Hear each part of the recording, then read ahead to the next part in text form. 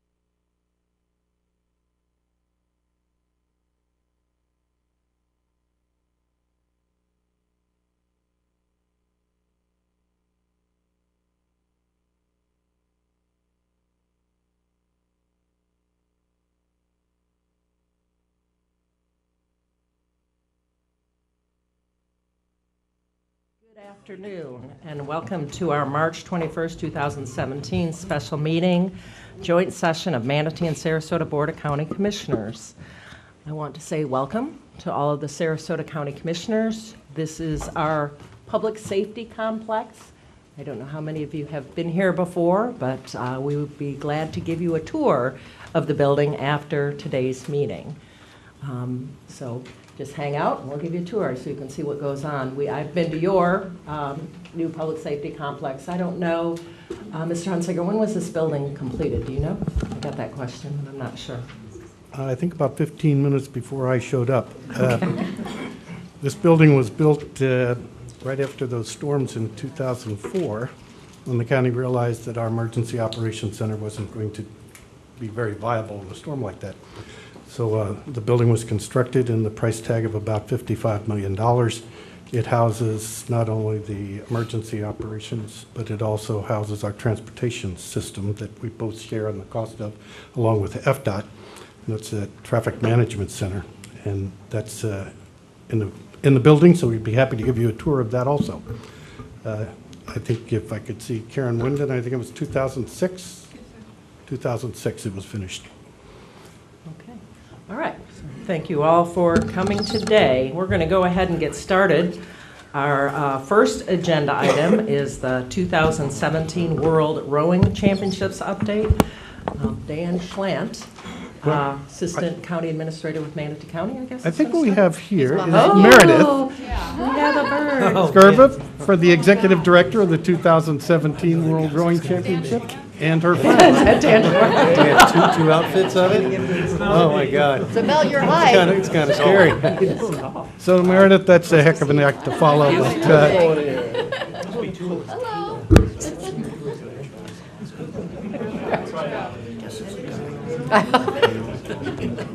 I don't look at our faces. I think so. I didn't realize it'd be that big. It's big. It's a big How bird. you doing? Big. Look at the feet.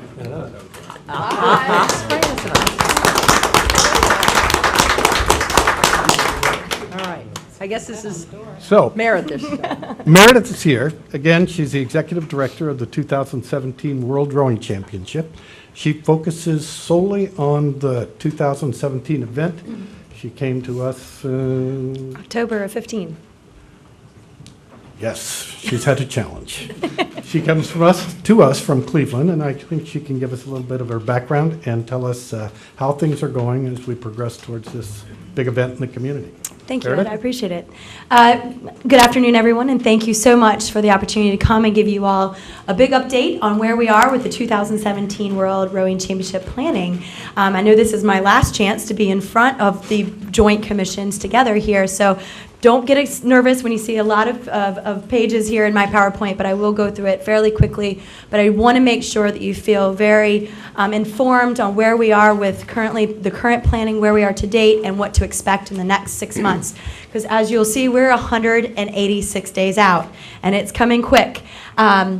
As you all might know, we have created what we call our local organizing committee. Ed Childs representing Manatee County, Rod Hirschberger representing Sarasota County, as well as Congressman Vern Buchanan, all representing on a high level, becoming our corporate cheerleaders, for the best way of describing it. In addition to, we have 160 members to our local organizing committee, volunteering their time in each of these areas with their expertise and skill set, and ensuring that we put on this event at the level that was promised to you 5 years ago. So I want to say a huge thank you. Many of them are in the room today supporting us in making sure that this event, again, is a great success. We do have an established staff, so we're upward of 12 full-time, plus we've got a few contractors that come here on a monthly basis. Those that have great experience in running, we have 2 that have worked on Olympic Games, 1 came from Nike brand. We've got a lot of people, and we also have Brett Johnson, who just came on our team, who's been with U.S. Rowing for 18 years. So he's a loaned executive helping make sure that the competition, which is the whole reason we're doing this, is going off to perfection. So we have a very strong team. We're working every day with due diligence to make sure that we meet all of our goals that we originally proposed. Marketing communications, Don Patchen from Sarasota County and Elliot Falcone are our 2 chairs of this committee. They have about 15 that work with them. Those range from everyone in the community, from the airport to those that are in the marketing departments of different publications, as well as iHeartRadio and others, and accomplishing our overall goals, which are ticket sales, getting the community engaged, as well as international and national sales of tickets and exposure. So they have kind of a big task at hand. As you might see, there's been quite a bit of coverage. We're doing some major social media coverage. We've got over 5,000 Facebook followers, as well as 3,300 Instagram, and over 658 Twitter. What that means is basically the Egg Bullet Championships, which is the last World Rowing Championships that took place. They only had 4,000 followers on Facebook. So and that was at the conclusion of the event. So we're well on track for the next 6 months to make sure that we really overcome and continue to communicate to the world through our social media channels that cost us nothing. So a lot of those efforts are being executed on a daily basis with different types of themes that go on each day to gain new followers. Earned media, we continue to use that as our main focus. Over these next 6 months, we're going to start doing a lot more paid. So we've tried to maximize the opportunities that we've had through just earned exposure for the park, for the event, for our staff, for any of the initiatives that we're working towards. Instead of spending the dollars, we've been really working on finding ways to get earned coverage.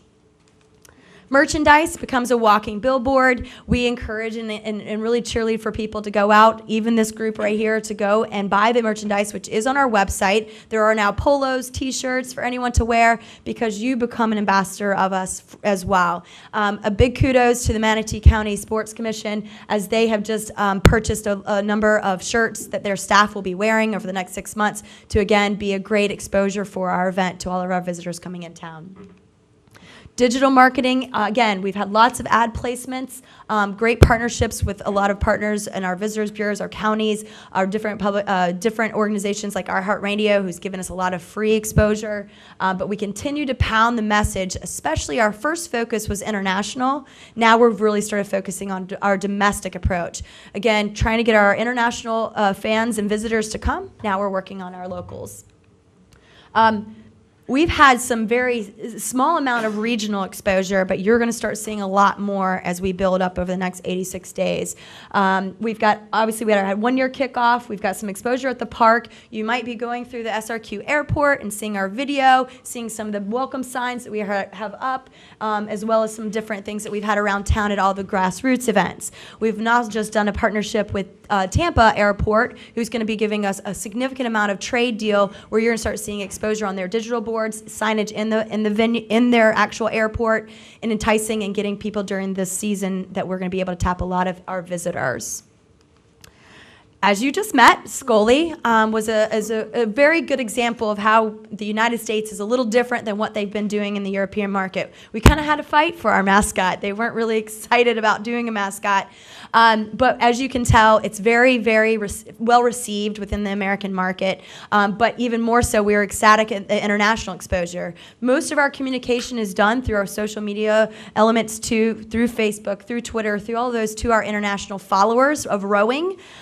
And we had over 1,300 submissions of names from over 24 different countries. So that's showing us that they're following us, they're attracted to this, and they're getting excited about it in just a simple mascot. So needless to say, the competition is going to be continued top of mind.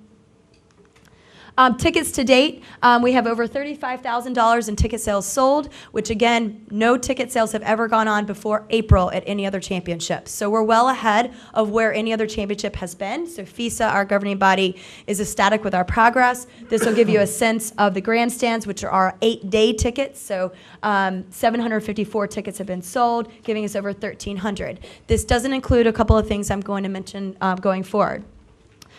Needless to say, there's as we call them, low-hanging fruit, which is your rowing fans that are going to be naturally coming to the event. But we like to incentivize. We like to find opportunities that will engage those that might be teetering. Again, it's September. Kids are back in school. The European market, you have a long flight ahead.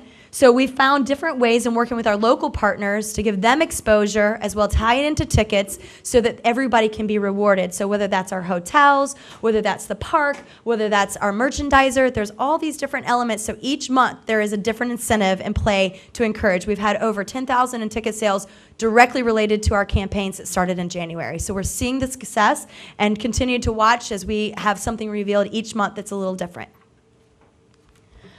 Again, we also wanted to engage the rowing community, so we've created what we're calling it's FSRA, which is the Florida Scholastic Rowing Association, which is the thousands of kids and adults that participate in the rowing community throughout the state of Florida. So to help us expand the knowledge, the information about ticket sales, we found out from all the teams that they're looking for fundraising opportunities. So we created a program that allows them, for every ticket they sell, they receive 10% of the sale back to them for fundraising efforts. In addition, that's as a team initiative, but if one of the actual rowers, whoever sells the most tickets, they get to actually do the award presentation at the championship. So there's a personal reward in trying to sell the most number of tickets as well. So they've become thousands of ambassadors of ticket sales for us, which really helps. In addition to our U.S. Rowing affiliates, which again, U.S. Rowing is our partner in this event, they have over 93,000 members of U.S. Rowing. How this breaks down, you'll see here, and they're continuing to communicate out to all of their channels and partnership to ensure that we're continuing to hit the rowing market. Legacy and awareness. As you all know, this was something very, very important to me. The event we need to do for obviously for the purpose that we're doing the event, but how do we directly connect with the community? And how do we make this something for everybody, whether you're a rowing fan or not? So we created a year's worth of programming, and you can see here all of our community collaboration that's gone on with all these different organizations. We've done, as you'll see, a calendar of events. We obviously had our launch event where we worked with a local artist. Behind the scenes with Daniel James Brown was a very successful event with between the two groups, over 1,000 people attended and were exposed to this book. And for those who haven't read it, we were able to connect rowing and the book lovers of both Sarasota and Manatee County to bring them together to expose them and to educate them on what is the World Rowing Championships. So great success there, and we anticipate that to attract some different volunteers as well as ticket sales as we go into the event. Others we are working with are Dare to Be. It's a documentary about young women trying to break into this sport, which has not become an Olympic sport for women until the last 10 years, so, 15 years. So it's an opportunity for us to expose how they've broken into the sport themselves, as well as our eco tours that take place every month. It's a passport program, and I'm happy to say that we have been sold out to date. We're sold out for the next 4 months with only 2 months to sell out as well. So we've got a lot of people helping make that happen. Adopt a Team is where we're connecting with the Manatee school systems and the Sarasota school systems to go out and have each of the different schools choose a country that they feel they want to learn more about. And then we've also got a partner who came on who's going to pay for the tickets and transportation to get those children to the event so they get that direct exposure with the different teams. And all the teams have committed to doing a one-on-one interaction. So great international cultural experience for our youth. And then the last is our Road for the Cure. The final day of the championships is October 1st. In some way, shape, or form, we've all been connected with someone who is a survivor or is fighting cancer. So we're taking advantage of this opportunity. We're painting the park pink. UTC has agreed to paint UTC pink. And if you've seen at Christmas time, you know they know how to do lights. And we're going to be really we're going to have over 500 people there rowing, kayaking, and paddling for the cure, and all the proceeds are going to our local Susan G. Komen for that day. So we're excited to really be able to leave a legacy from this event. So this was just some little clips of the different events we talked about. Special events, these are some of the required events that we are to host as part of our bid, which is ranging from our opening ceremonies to our closing ceremonies, as well as our Feast of Congress. Each of the locations have been determined. We have representation from both Sarasota and Manatee County to be highlighting all of our visitors from the FISA level in these different locations. Opening ceremonies is going to be September 23rd, which is the very first Saturday. There is no competition earlier that day, but we will kick off that night with a free and public event for anyone to come out and watch a true spectacular experience with fireworks and on water, up in the air, and on land type of entertainment that we're highlighting about who we are, really trying to show our guests as well as our community some of our community pride on some of the entertainment groups that we recognize and hold in high esteem here locally. There's also for those that want to have, instead of food truck vendor food, if you'd like to do more of a higher end food, Regatta Wine and Dine will be taking place from 5 to 7. That's the only paid piece of the evening. If you choose to be a part of that, there are over 15 restaurants that are participating. Each have chosen a country of food to create so that it is an international cultural food experience. We also decided to be a little more creative when it comes to our daily themes, as you've heard me talk about on multiple occasions, how we draw in the community that don't care about rowing. It's okay. We've got something for everyone. So one of the initiatives we've identified, we have our competition each day, but then a theme day. So within our Fan Fest, there's going to be vendors that may not be able to, they might be smaller mom and pop shops, so they're able to come and do a one-day vendor space in one of our themes. So one day is Pet Day or Family Day. So we're gonna have inflatables and exciting things for everyone to be a part of. Eco Day, Farmers Market, which we're bringing to the park. Our Military Appreciation Day with community service as well. Our Golden Ages Day, attraction, boating and fishing, and of course our health and wellness ties into our Row for the Cure. So with each of these themes, it allows people with a different interest in these different categories to come out and be a part of the activities and get a lot for, again, tickets range from $10 to $150 for the whole week. But again, it's something for everyone where there's a lot of activity going on. Operations, this is always a big win. This is our largest of our task force groups with over 60 people represented from both Manatee and Sarasota County, emergency operations, and an extension of. So we have our leads are Rich Collins and Ron Schulhofer, and these gentlemen have led a group of 5 different categories, which is emergency management, medical, fire and law, IT communications, parking, transit and traffic, planning, permitting, and zoning. These are the bucket items that make up the operational task force. These gentlemen and the rest of the group are committed to making sure that we are staying into proper permitting needs, because we're going to have a large amount of tents and tables and chairs and buildings and grandstands all in place. So they're staying completely abreast of everything that we're working on to ensure that we have a safe environment, a professional looking environment, and an exciting environment for people to be a part of. Again, these are just some schematics of different elements that we have where we've identified entrances, we've identified our bike lanes, we've got a full traffic plan in play, a pedestrian walking plan in play. So we have diagrams and outlines that we're putting into this system so that everyone can stay up to speed on exactly where we are in our operational planning.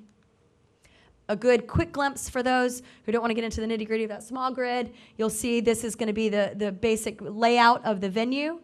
We are going to have a 3,000 person grandstand covered for those that do the 8-day or grandstand seating, in addition to our general admission tickets, our beach seats, which is pretty unique. For those that are looking for a unique experience, especially for our visitors, we're saying, come put your feet in our sand for a few days. So there's going to be in-seats drink service, so you don't even have to leave your seat, and they get to enjoy and put their feet in the sand and watch front row seats to the competition. So we've got quite a few things happening here. As you can tell, the park, the island will be quite full. Again, our 3,000 person grandstand seating. This is not the exact rendering, but you'll see more as we keep going. We have awarded our security company, which is OSA Global. Many people are asking these questions because of the times we are in addition to a large 600-acre park, in addition to a lot of our international friends.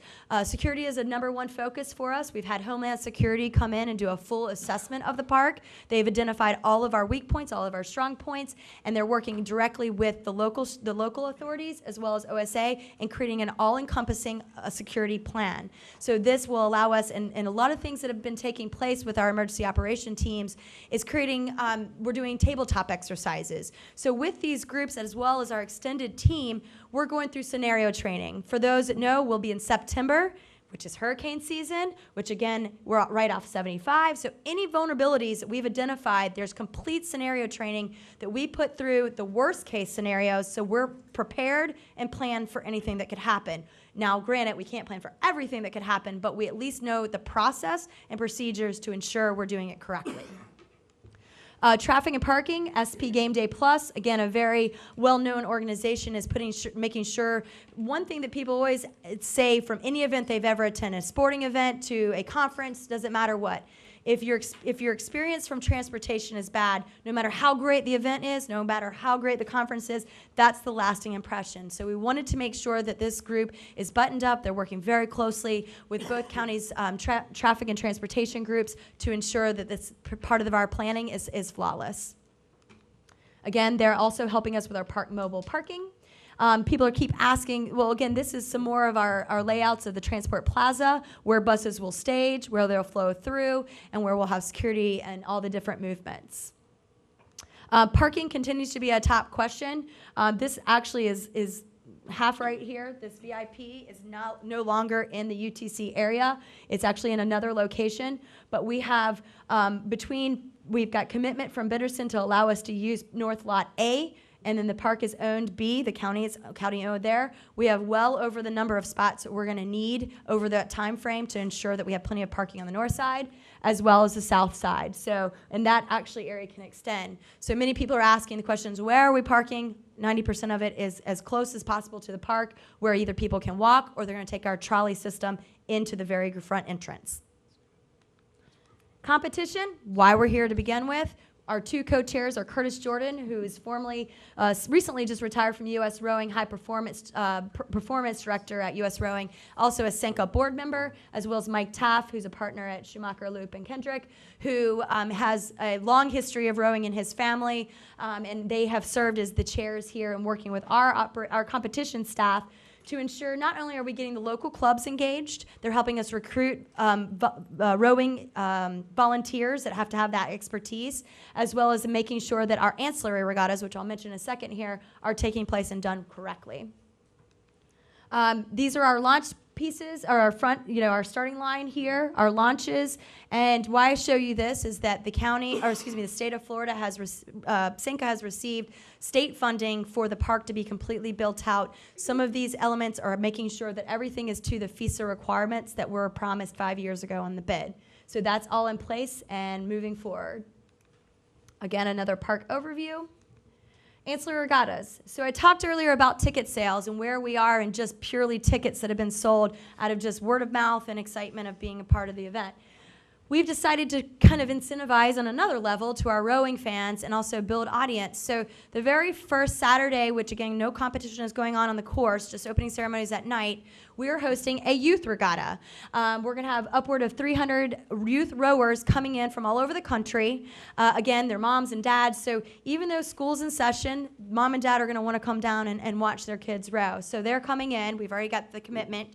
They're going to be staying in our hotels, helping us meet those numbers, as well as our ticket sales. So everyone who participates in any of these events, actually a ticket is incorporated. So that's how we're going to sell a little over 1,000 tickets to our youth regatta, plus that's only counting the athletes, not their parents and friends.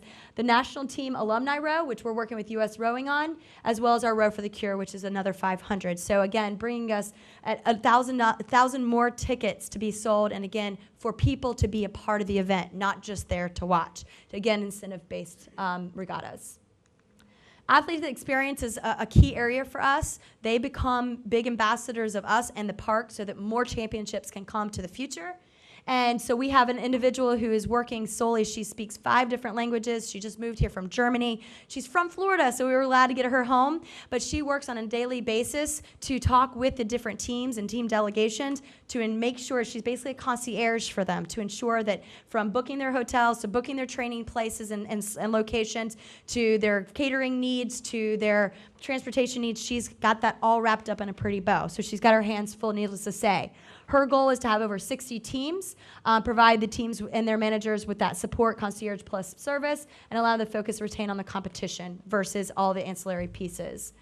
Right now, we have 37 teams committed. Again, our number is 60 to get to. We've gotten a lot of insight from FISA and knowing and understanding that most of the teams will not get their budget release from Rio until April. So we're anticipating a major spike, as you'll see through our chart here, as we get into April, and then some for all of the rest of the small teams. Most of our major teams have already booked the Australia, the Canada, Germany, Italy, all the big teams that have the biggest following have booked already. Now we're looking to fill in with the smaller teams. Again, surveys that she's doing constantly on our monthly communications. Again, working with a lot of the authorities to making sure that this is a seamless process for our teams and for the countries as we're going through the different channels and making sure that they don't have any issues with their visas. 6,000 calories these athletes eat on a daily basis. I wish I could do that. So needless to say, this is a lot of food. We've been partnering with some different catering companies that will go into the hotels that are not already full-service hotels. So there are full-service hotels that are housing and feeding and transporting the different teams. In addition, we've got catering services that are going on, building up temporary locations at these hotels to make sure that they're being fed breakfast, lunch, and dinner on a daily basis. So we've got some really great troops out there helping us make this happen. Hotel bookings, again, we have 25,000 to 30,000 room nights expected to hit our mark. 42 hotels in the network. Currently, we are at 5,800 room nights booked, which sounds small compared to where we need to be, but we are anticipating on all the different tracks that we have seen from FISA show us in the next 5 months will be our biggest jump, because that's when, so just so you know, our schedule just released. So we've been waiting for FISA to show us the competition schedule. So until that's released, many people don't buy their tickets and they don't book their hotels or flights because they don't know when their family or friend or child is going to be competing. So now that it's released, we're anticipating some major increases there, as well as the teams budgeted for that April increase.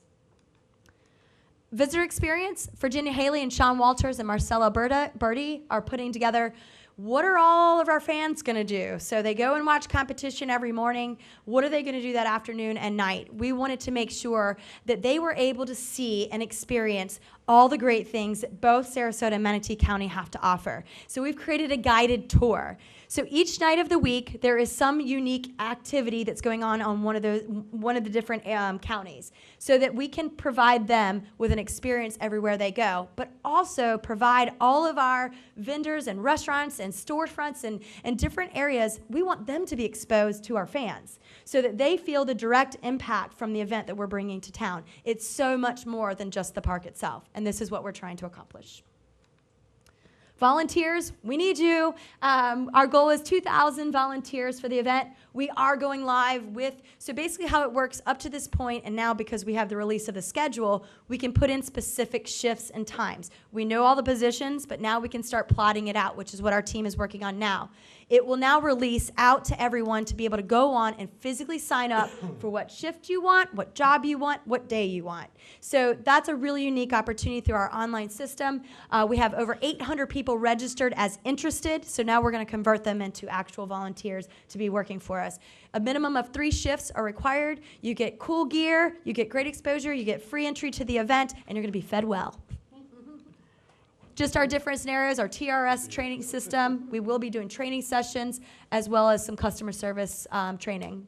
Again, the positions range from parking to translators to team ambassadors, ticket sales, greeters, airport greeters, hotel greeters. There's a little bit of everything. Partnerships. So as we continue to put on this event, we have to raise money. We thank, again, both counties for their contributions to making this event happen. We need to fill in the gaps to make it, again, not just about trying to make the community and the corporate community find this to be a great success for them as well. So a lot of exposure is being done. We have over 900 hours of international television. We have NBC Sports, who's covering it from a domestic side. So you're going to have great international and domestic coverage for any of the signs you buy on the course. But we have 3 tiers, which is our sponsors, our community supporters, and suppliers. You don't have to bring only money. We're looking for trade as well. We're a nonprofit. We're looking for any way we can budget reduce. So we've got great partners on board that are already finding ways to reduce, whether that's food donations, whether that's beverage donations, whether that's volunteer gear, all kinds of stuff. So don't look at it as only a cash partnership. Budget reducing is just as great for us. Again, this is our rights and benefits overview. So from the $10,000 packages up to the $250,000 packaging, this allows you to see what you'll receive, whether that's announcements and script and show on TV, all of the different things from now till the event. So getting in now gives you over 6 months of exposure. So that's what we're really trying to push for right now. We do have representation nationally, internationally, as well as locally, so we're excited to continue to get partners coming on board. We still have a gap to close, but we're starting to have great traction. We have over 65 proposals that we consider hot right now that are out and about, and that's from a national to international exposure as well, and we're continuing to fill in those gaps to make sure this event is top-notch. Championship Row is another opportunity. You might have been to a golf outing recently or a different activity where you see these nice luxury suites sitting around the 16th hole of a golf course. Well, we're going to give you that same experience, but on our race course here. So on the finish line, which is on the opposite side of our grandstand, if you're looking for hospitality opportunities versus paid sponsorship, this is a great opportunity to bring out 40 people per day in an air-conditioned, nice little spot with a little balcony out front to watch the course, to watch the races, first and foremost, right by the finish line. And there's a la carte food and beverage that you can do as well, and Michael's on East is going to be catering that. But I can talk about it, and I can show you these renderings, but it does not give it justice. So next, actually, April 7th, 10th, and 11th, you'll be receiving an invitation of the Times, and we're doing an open house. Our company is coming out and putting one up so you can physically see it, experience it, and understand what we're trying to solicit. So you'll be able to see this great opportunity for hospitality. Again, this is kind of gives you a little inside view. Again, these are just renderings, but a good experience as a whole. So 320 tickets total for the whole week, or you can break it up. So I conclude and leave it up to questions. All right. Any questions? Carol? Can you tell us what your Facebook handle is and your Instagram? Yes, actually, So we can share it and all that stuff. that's a great point. I thought I actually had it up here. Yes, so our WRCH2017.com is our website. WRCH2017 is our handle. So you can go on that, and I actually apologize, I don't know our Twitter account, but I can get that to everyone as well. Thanks. Absolutely. Thank you for spreading the word. Okay, Commissioner Dieter. You talked about state funding for this year. What are your expectations? So there wasn't a request for $750,000 put into the state for the World Rowing Championships, which we anticipate, truthfully, nothing to come from that. That was kind of, again, you throw up everything against the wall to see what sticks, and that's what we did. So we do not have it budgeted, but we do not anticipate that to come in. It'd be a great thing if it does. Other questions, comments? Anything? Robin? Great job, very enthusiastic, and really appreciate the update, and you're working diligently, and it should be a really fun, action-packed week Indeed. of events, and yeah, just so hopefully more people will step up and be sponsors and participate, and really thank you for the, bi-county update. Thank you. Absolutely. Thank you for having me. I just wanted to ask on the transportation. Yes. What is going to be the key transportation method? Is it buses? Buses, it is. So great question. So just so everyone understands, our responsibility as the hosts are to transport the athletes from the moment they land, whether that's Tampa Airport or Sarasota Airport, to and from airport, to and from venue, and to and from event each day. So we have 26 team hotels.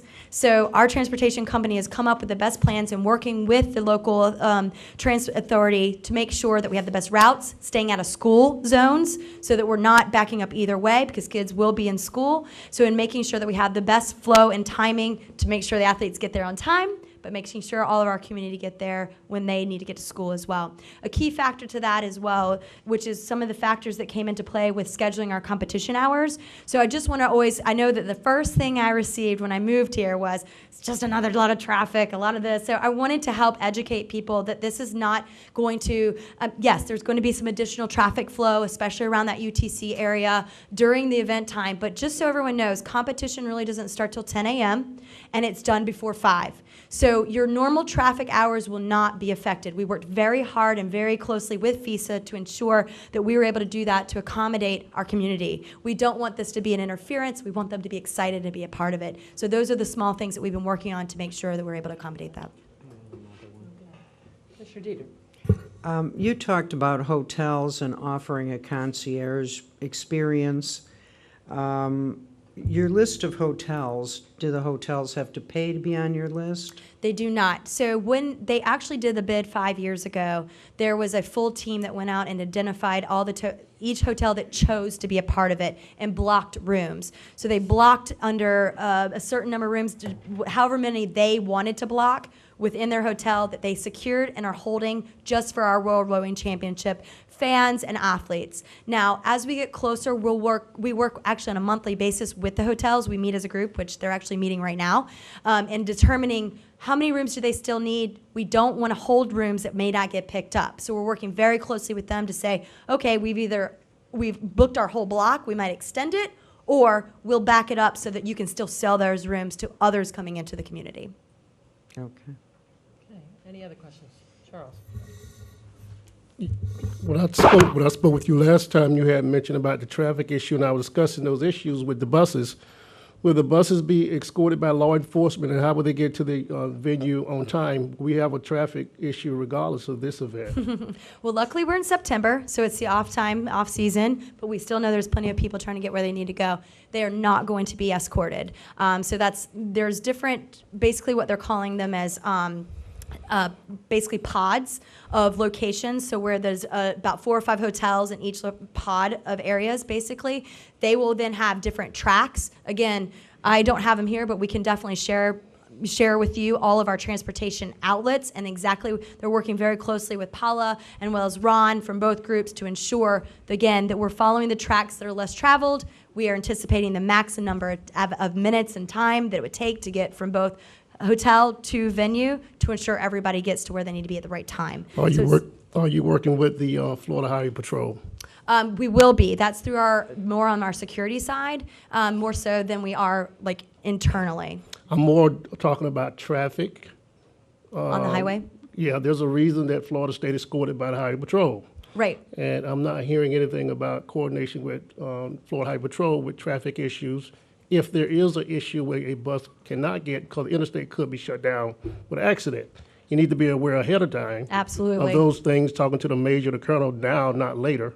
Great To suggestion. make sure those issues are dealt with now. Absolutely. On what needs to take place if that happen. Somebody already in contact mode that will know there's traffic shut down, do it contact someone to get them through or go another route to get them to these venues, or it's not going. Correct. Yeah. So that's a great suggestion, and we'll definitely follow up Okay. on that. We do have secondary and third if there is availability to get to the venue in a different way. So our transportation company has created, so if they're coming from Ellington, and to your point, if the only way to do is 75, then that is an issue to getting our team there, because there isn't that many outlets outside of going down 75. However, we do have our Lakewood Ranch as well as our far east hotels.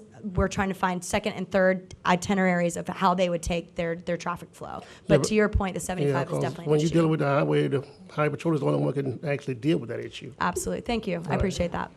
All right, well, look forward, because 14th Bridge, of course, will be open by then. Exactly. Commissioner Hines, and then Commissioner Ball? Well, you just hit a little bit about what I was going to say. You know, when this does happen in September, you'll have the DDI that's complete. You'll have Fort Hamer Bridge open. You'll have Lakewood Ranch Boulevard out to Lorraine, Deer Drive out to Lorraine, I hope so anyway. Lorraine, I'm giving you an incentive. Lorraine Road out to Fruitville. So there'll be a lot of other avenues available to help move traffic in that area. And to give a sense, through a lot of our, tracking of all the championships from prior, many of these, I know even for the one I attended, we were almost 45 minutes away. Our furthest hotel, even with traffic, we have people going out, timing it. There's a lot of due diligence with our transportation group. 27 minutes is our furthest away. So that's actually pretty good when you start looking at these championships, and most of them are in remote locations. We're so blessed to have it so close to a highway in really a main area. So I think we're going to really take advantage of that and win a lot of people over due to our location. Right. Anyone else have? Well, thank you very much, and I look forward to seeing you all in September. Okay, great, thank you. Very exciting stuff. Okay, speaking of highways, next up, Asaji Kame is going to talk to us or give an introduction about the FDOT update for the University Parkway Divergent Diamond. Good afternoon, Saji Kame with Manatee County Public Works. I'm the Deputy Director of Traffic Management, and just want to give a brief introduction for the next item. This is the FDOT's update on I-75 at University Parkway Divergent Diamond, as was just stated. As we just talked about, this is exciting to kind of see it come to fruition. As you all know, this has been a regional priority for several years, and so it's good to hear an update and how we're coming. So with that, FDOT has several folks that will be presenting. But first is Marlena Gore with the Florida Department of Transportation, and I will turn it over to her to introduce her team.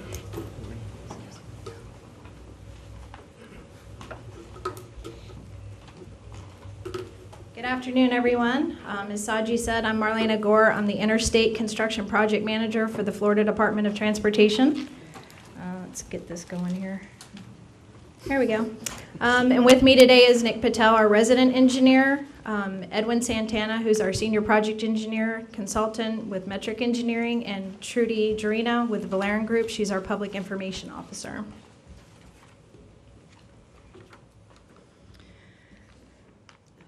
Okay, some of this is repeated, but with the new members of both commissions, we wanted to kind of give a quick overview so everybody's on the same page.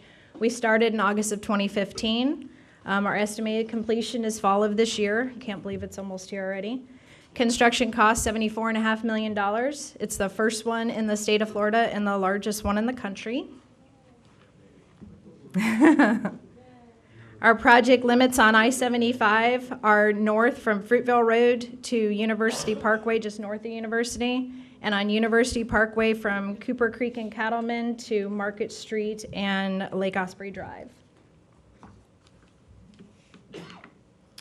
Why the DDI? There's several reasons. The number one benefit is the safety of the interchange once we're done. It was a good candidate at University because of the high volume of opposing left turns and the high volume of traffic. And anybody that's been through the interchange understands why we're doing this project. The improvements to the project include the widening of I-75 to 8 lanes between Fruitville Road and University Parkway, with 1 lane being an auxiliary lane for just people who are going between the 2 interchanges, widening and reconstruction of University Parkway, adding sidewalks, bike lanes, and pedestrian walkways, drainage, lighting, and signalization, and the noise wall north of Fruitville Road on the west side of I-75, which is 22 feet high and approximately 5,500 feet long.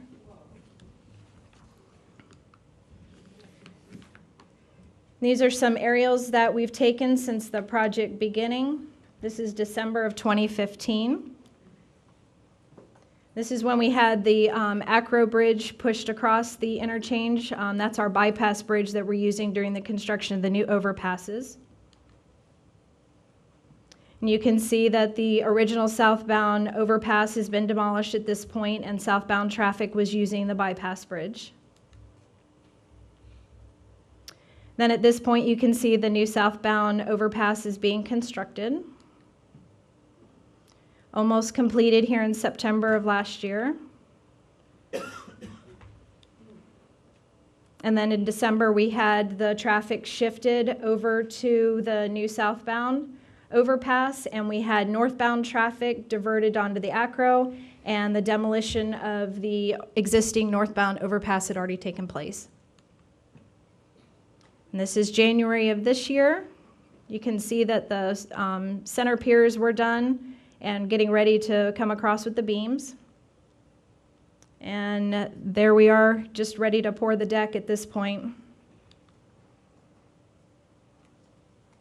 Okay, some milestones for I-75. We constructed the detour that I spoke about, which is using the Acro Bridge so we can bypass traffic both northbound and southbound of I-75. Launching the Acro Bridge, which is the widest ever used in the country. And we demolished the existing southbound bridge. We constructed the new southbound I-75 bridge over University Parkway. We have since shifted northbound I-75 traffic onto the temporary bridge and demolished the existing northbound I-75 bridge. All the widening on I-75 between Fruitville and University has been completed. That's adding the 1 travel lane, the 1 auxiliary lane between the 2 interchanges.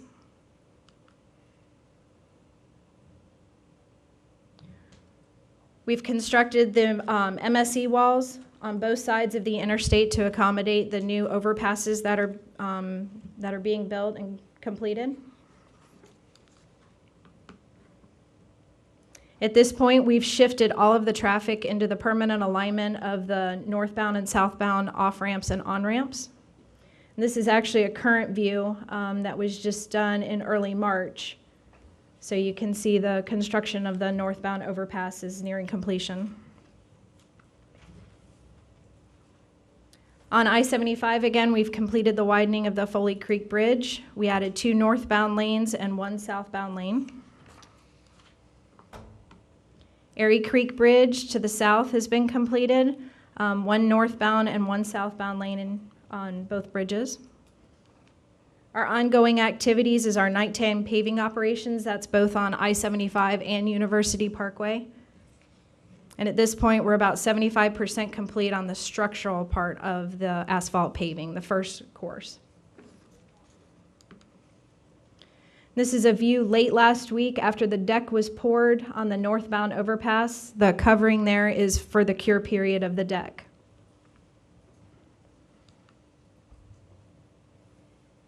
Ongoing activities on I-75. With the new configuration of the ramps, we have installation of the permanent signals, lighting, and the new overhead signs. And this first picture on the left is a foundation for the overhead cantilever sign, which you can see. The one on the right is an overhead cantilever. That one actually has already been installed on I-75. Ongoing activities is the construction of our noise wall. We should look at completion within the next month, and right after that, the painting will follow.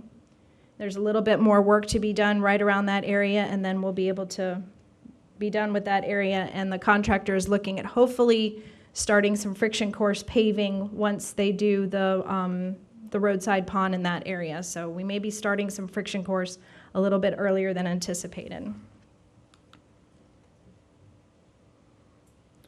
The reconstruction of the northbound I-75 road work. This pictures depict the base work and paving and the reconstruction of the existing roadway. We have installation of guardrail out there, about 12,000 feet of steel guardrail going along both the directions of I-75. Some milestones to date on University Parkway. Placed a temporary base and asphalt for all the different MOT traffic phases. We've removed the overhead trusses. We've installed temporary signals and removed the median.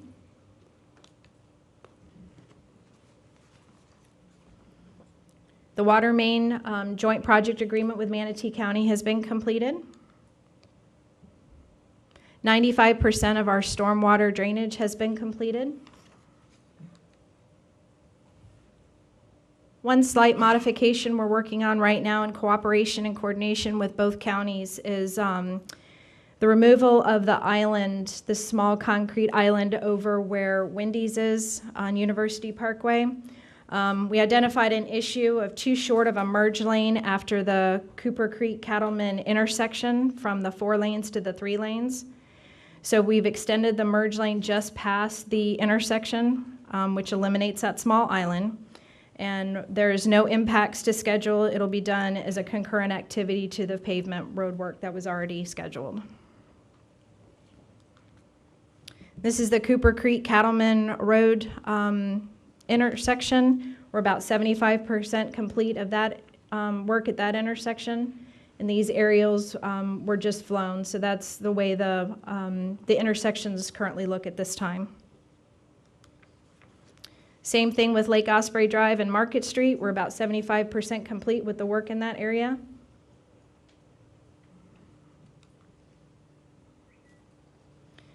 These are some time-lapse photos of the work that we did east of the interstate on University Parkway. You'll see when, as we shifted traffic, we did work of the median, and just a little bit more time-lapse, easier to see than the video. We've made a lot of progress. We've got the permanent lighting, sidewalks in place. The median is done, we've got the roadside ponds done, and we've started laying the sod now.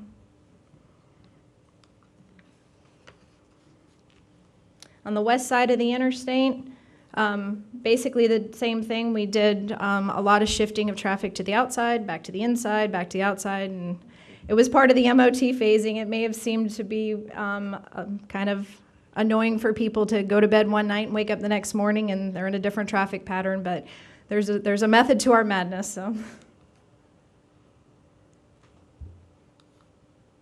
And this is a picture that makes everybody laugh because there's absolutely no traffic in this picture. Yeah, and we just timed that just perfectly to snap this off of our project cameras. But I'm always like, well, I don't know why everybody's complaining about traffic. I mean, there's nobody out there. Yeah, it looks like. Yes, timing is everything. And this is where we are at this point on the west side of the interstate. You can see they've got the base work done for the outside lanes. They've got sidewalk done, permanent lighting, and they're getting most of the roadside drainage done, so they will start putting sod down on that south side soon. All right, this is the big one that everybody's wanting to know about, the implementation, of the DDI traffic pattern. Okay, when we are done, this is what the interchange is going to look like. And I'm going to explain now how we plan on implementing it. All right, the schedule right now is late spring, early summer. We will be doing this in an overnight operation to limit traffic impacts. We anticipate it to take place over a weekend, and the reason we're thinking that on a Saturday night into a Sunday morning, that's the least amount of traffic, least amount of impact to the traveling public is a Sunday morning. The interchange will be closed temporarily, which we've done in the past when we've had to close the interchange when we're flying beams or whatever other work when we're doing demolition. It'll be the same detour pattern that we use now, detouring to Fruitville, detouring to State Road 70.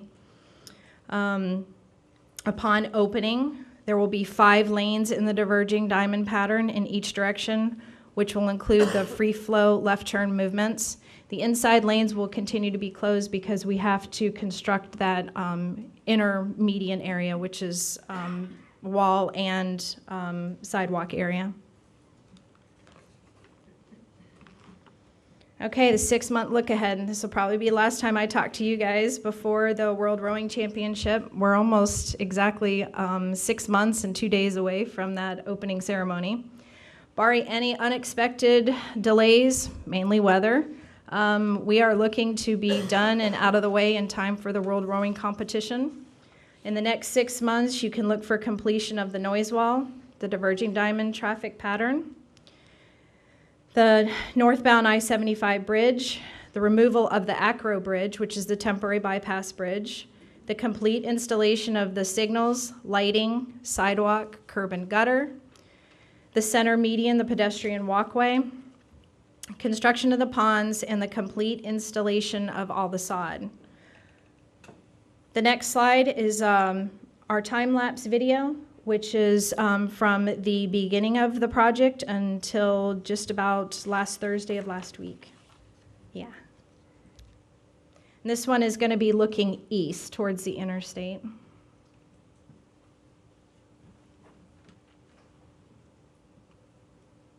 And again, I always say I wish we could build as fast as this video goes. And you'll see how we went through the very wet, rainy season of last winter and last summer. And we've been very blessed now. Through this winter, we've been extremely dry. We've made leaps and bounds on our production out there and our progress.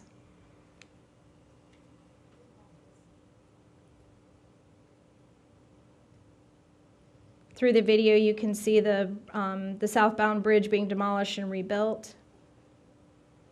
The lane shifting from the outside to the inside, back to the outside.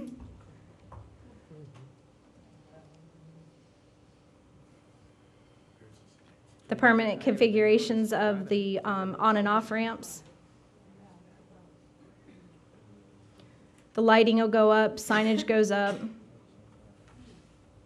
The foundations for the signals are there. Now this one is looking west from the Lakewood Ranch side. And you'll see our resident wasp will pop in and out of the pictures. Uh-huh. Yeah, see? He's made home there, so.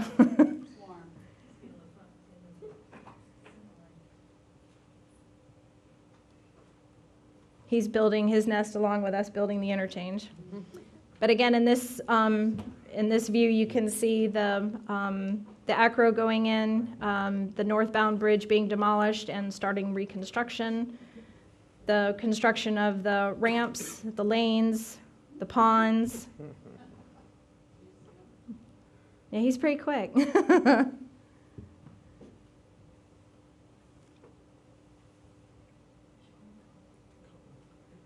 A lot of asphalt and a lot of concrete, yes. Said I never noticed driving it, just drove it,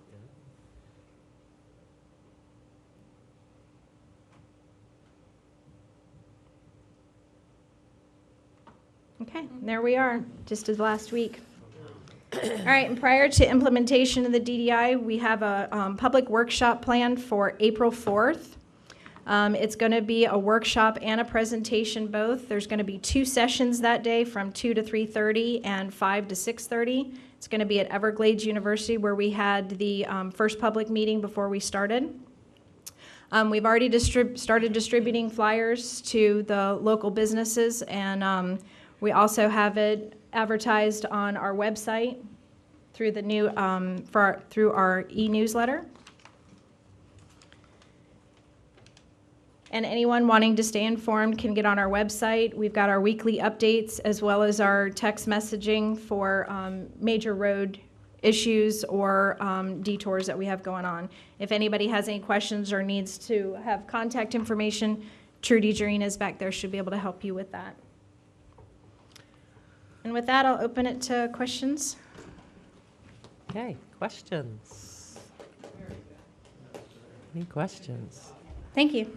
All right, well, we're very excited. Good. I'm about glad. this We are coming very excited forward. too. Us folks that live right off University Parkway and drive this road, I mean, I drive it all the time, but I never even noticed which side of the road I was on. I guess Okay. I'm And hopefully Probably. when the diverging diamond, you'll be the same way. Yes. just as long as I'm driving straight. Exactly. And nobody in front of me is Exactly. stopping without me stopping. That's a Yeah. good thing. It's also Yes. interesting when you never know what you're going to see every morning. That's right. When you're coming down there, you never know what it's going to be.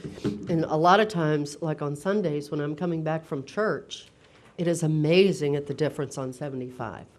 It's changing constantly. Yes. So it's Yeah, a great we've job. received a lot of kudos from the traveling public Yeah. because the biggest thing is they constantly see us working. There's never any downtime anywhere. We're working 7 days a week, so people are happy to see the progress. And our production's been much better now that it's dry, knock on wood. So, Excellent. Yeah, I really want to thank you, and thank you for keeping us updated each week, yes, letting ma'am. us know Thank you what's for going having on. us. And also, just regarding the sod area, is that going to be reclaimed water on there, or for the sod The area? contractor is responsible for an establishment period on both University and on I-75, and they'll be using water trucks.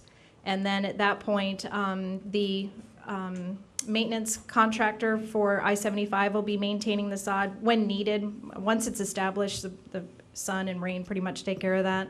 And then the counties will be responsible for maintaining the sod on University Parkway after our establishment period. Thank you. And Commissioner Mayo. Yeah, just a comment. I go through a diverging diamond, much smaller, constantly up in Tennessee, Interstate 40 and Tennessee State Road 66. And I always thought to myself, well, when I do this, we're going to be on the wrong side. I hope the signage is adequate. And I zoomed through the one in Tennessee, and yeah, if you think hard about it, you are on the wrong side of the Right. road.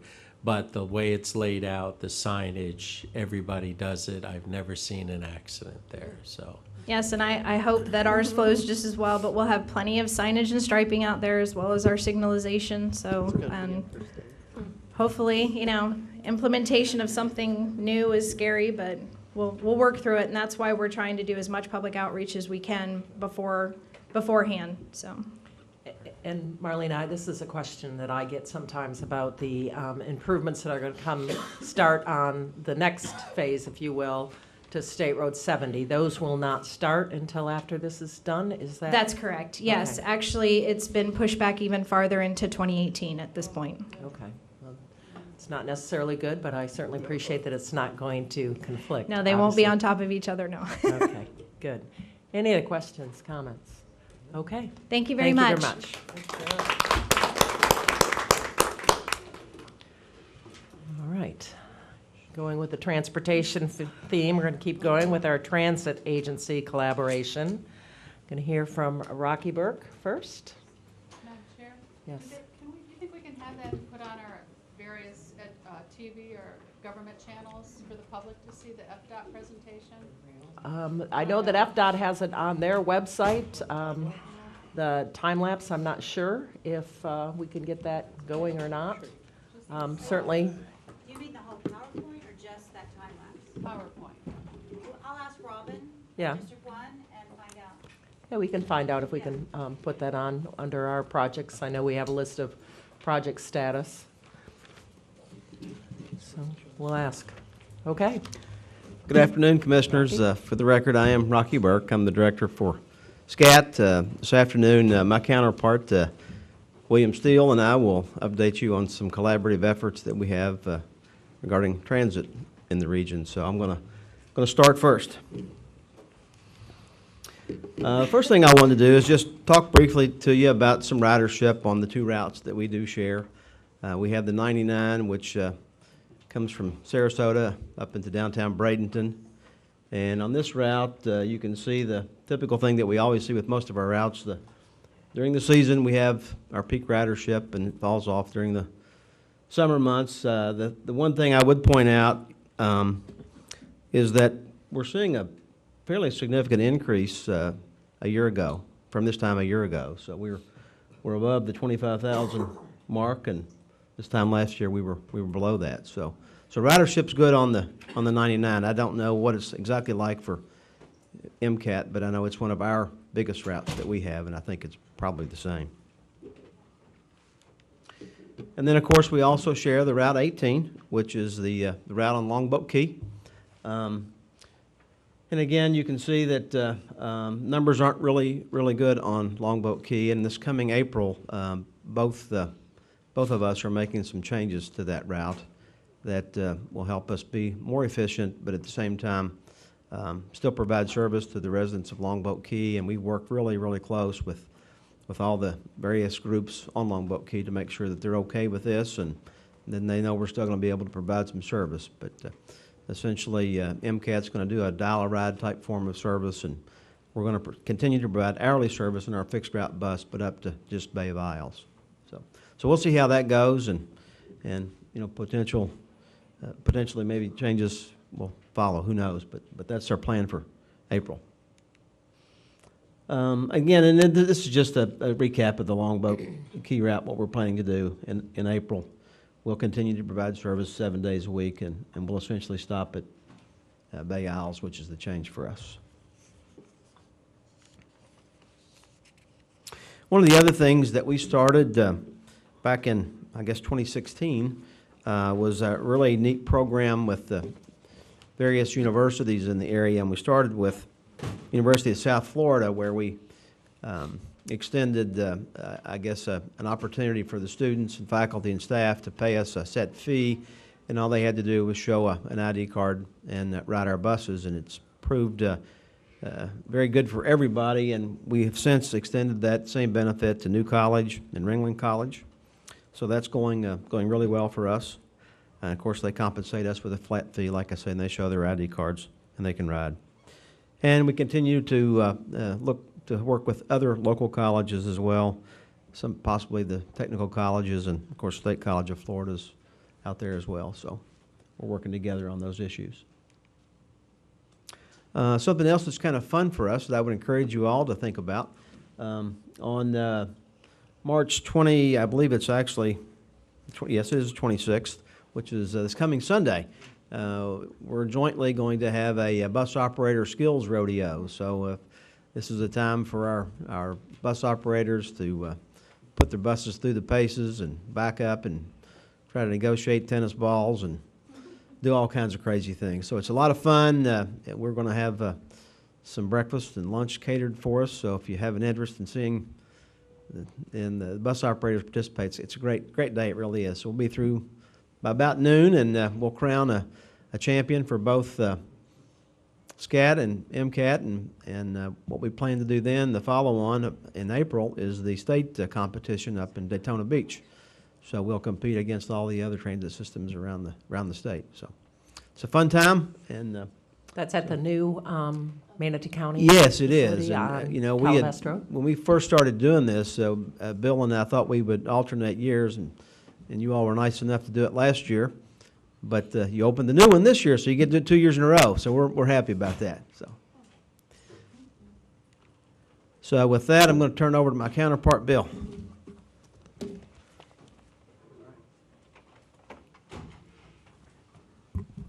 So again, this is Bill Steele. I'm the Transit Vision Manager for Manatee County.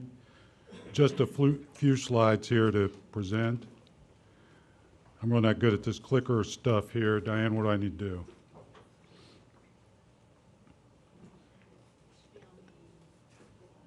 Is it at the top? There you go. As soon as she walked up, I got it. Figured it out.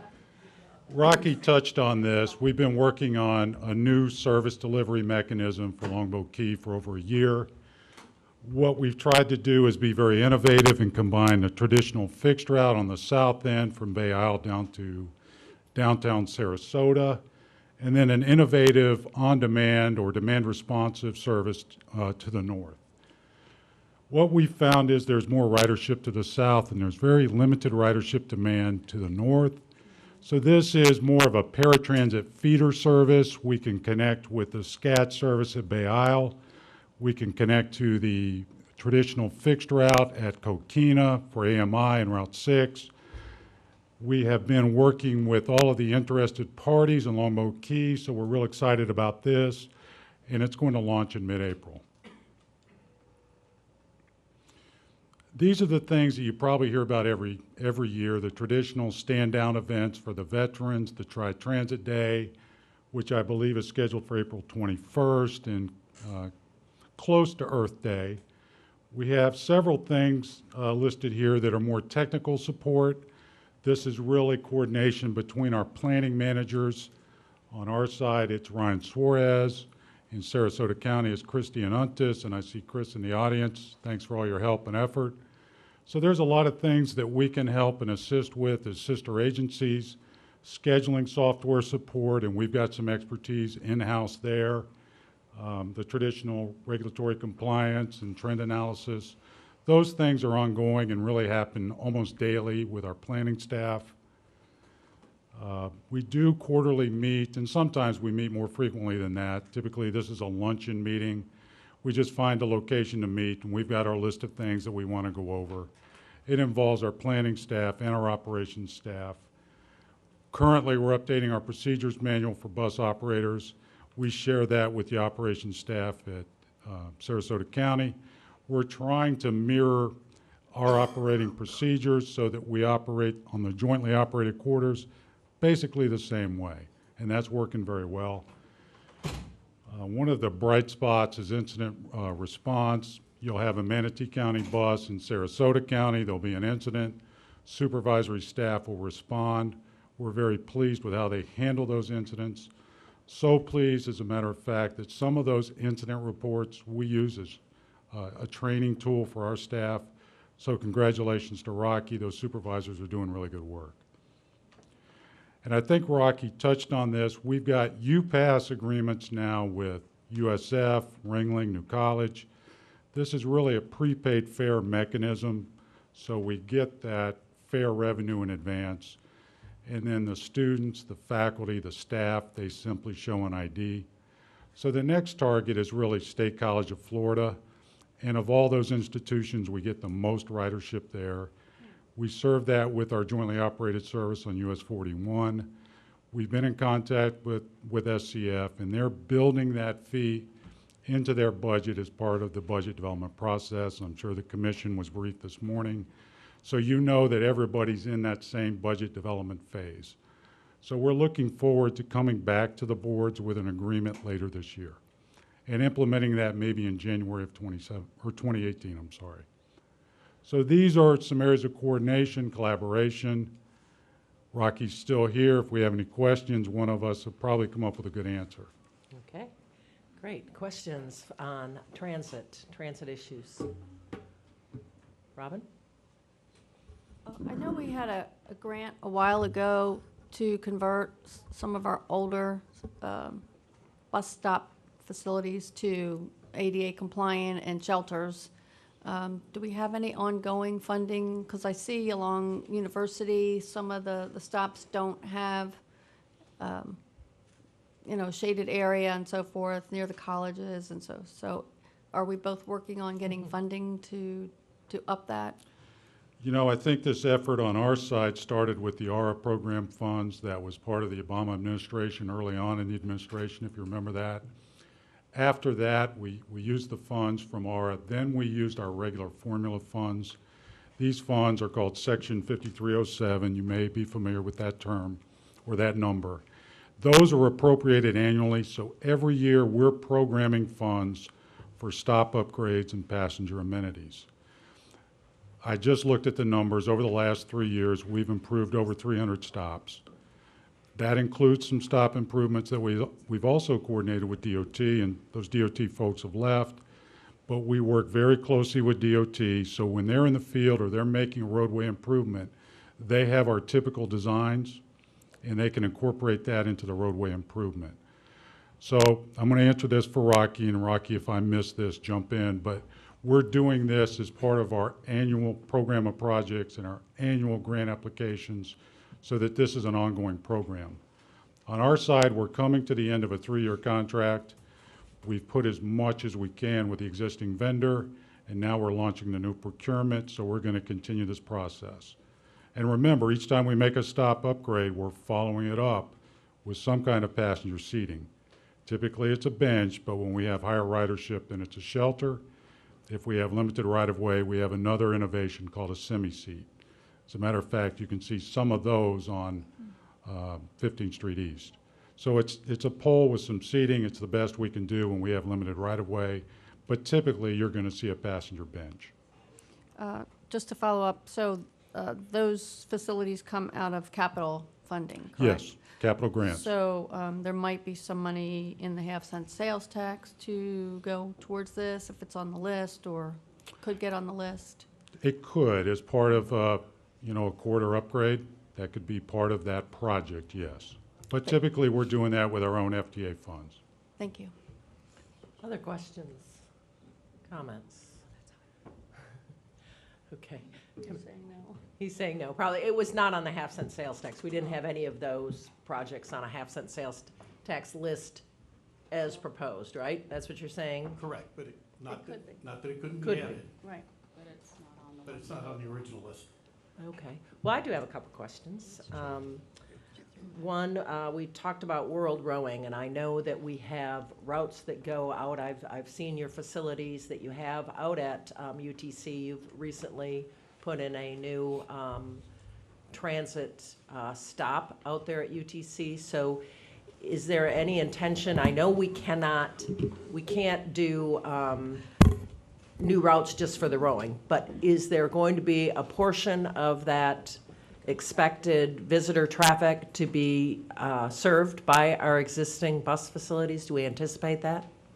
This is a very good question. I know that when I came here, this completing the transfer station there at the mall was a big part of this. We wanted to make sure we had it done before the World Rowing Championships. So it will be, I'm sure, used some shape, form, or fashion for the riding public anyway to be able to get off there. So we think it's, and of course the way they get the parking set up, it'll be very close to that as well.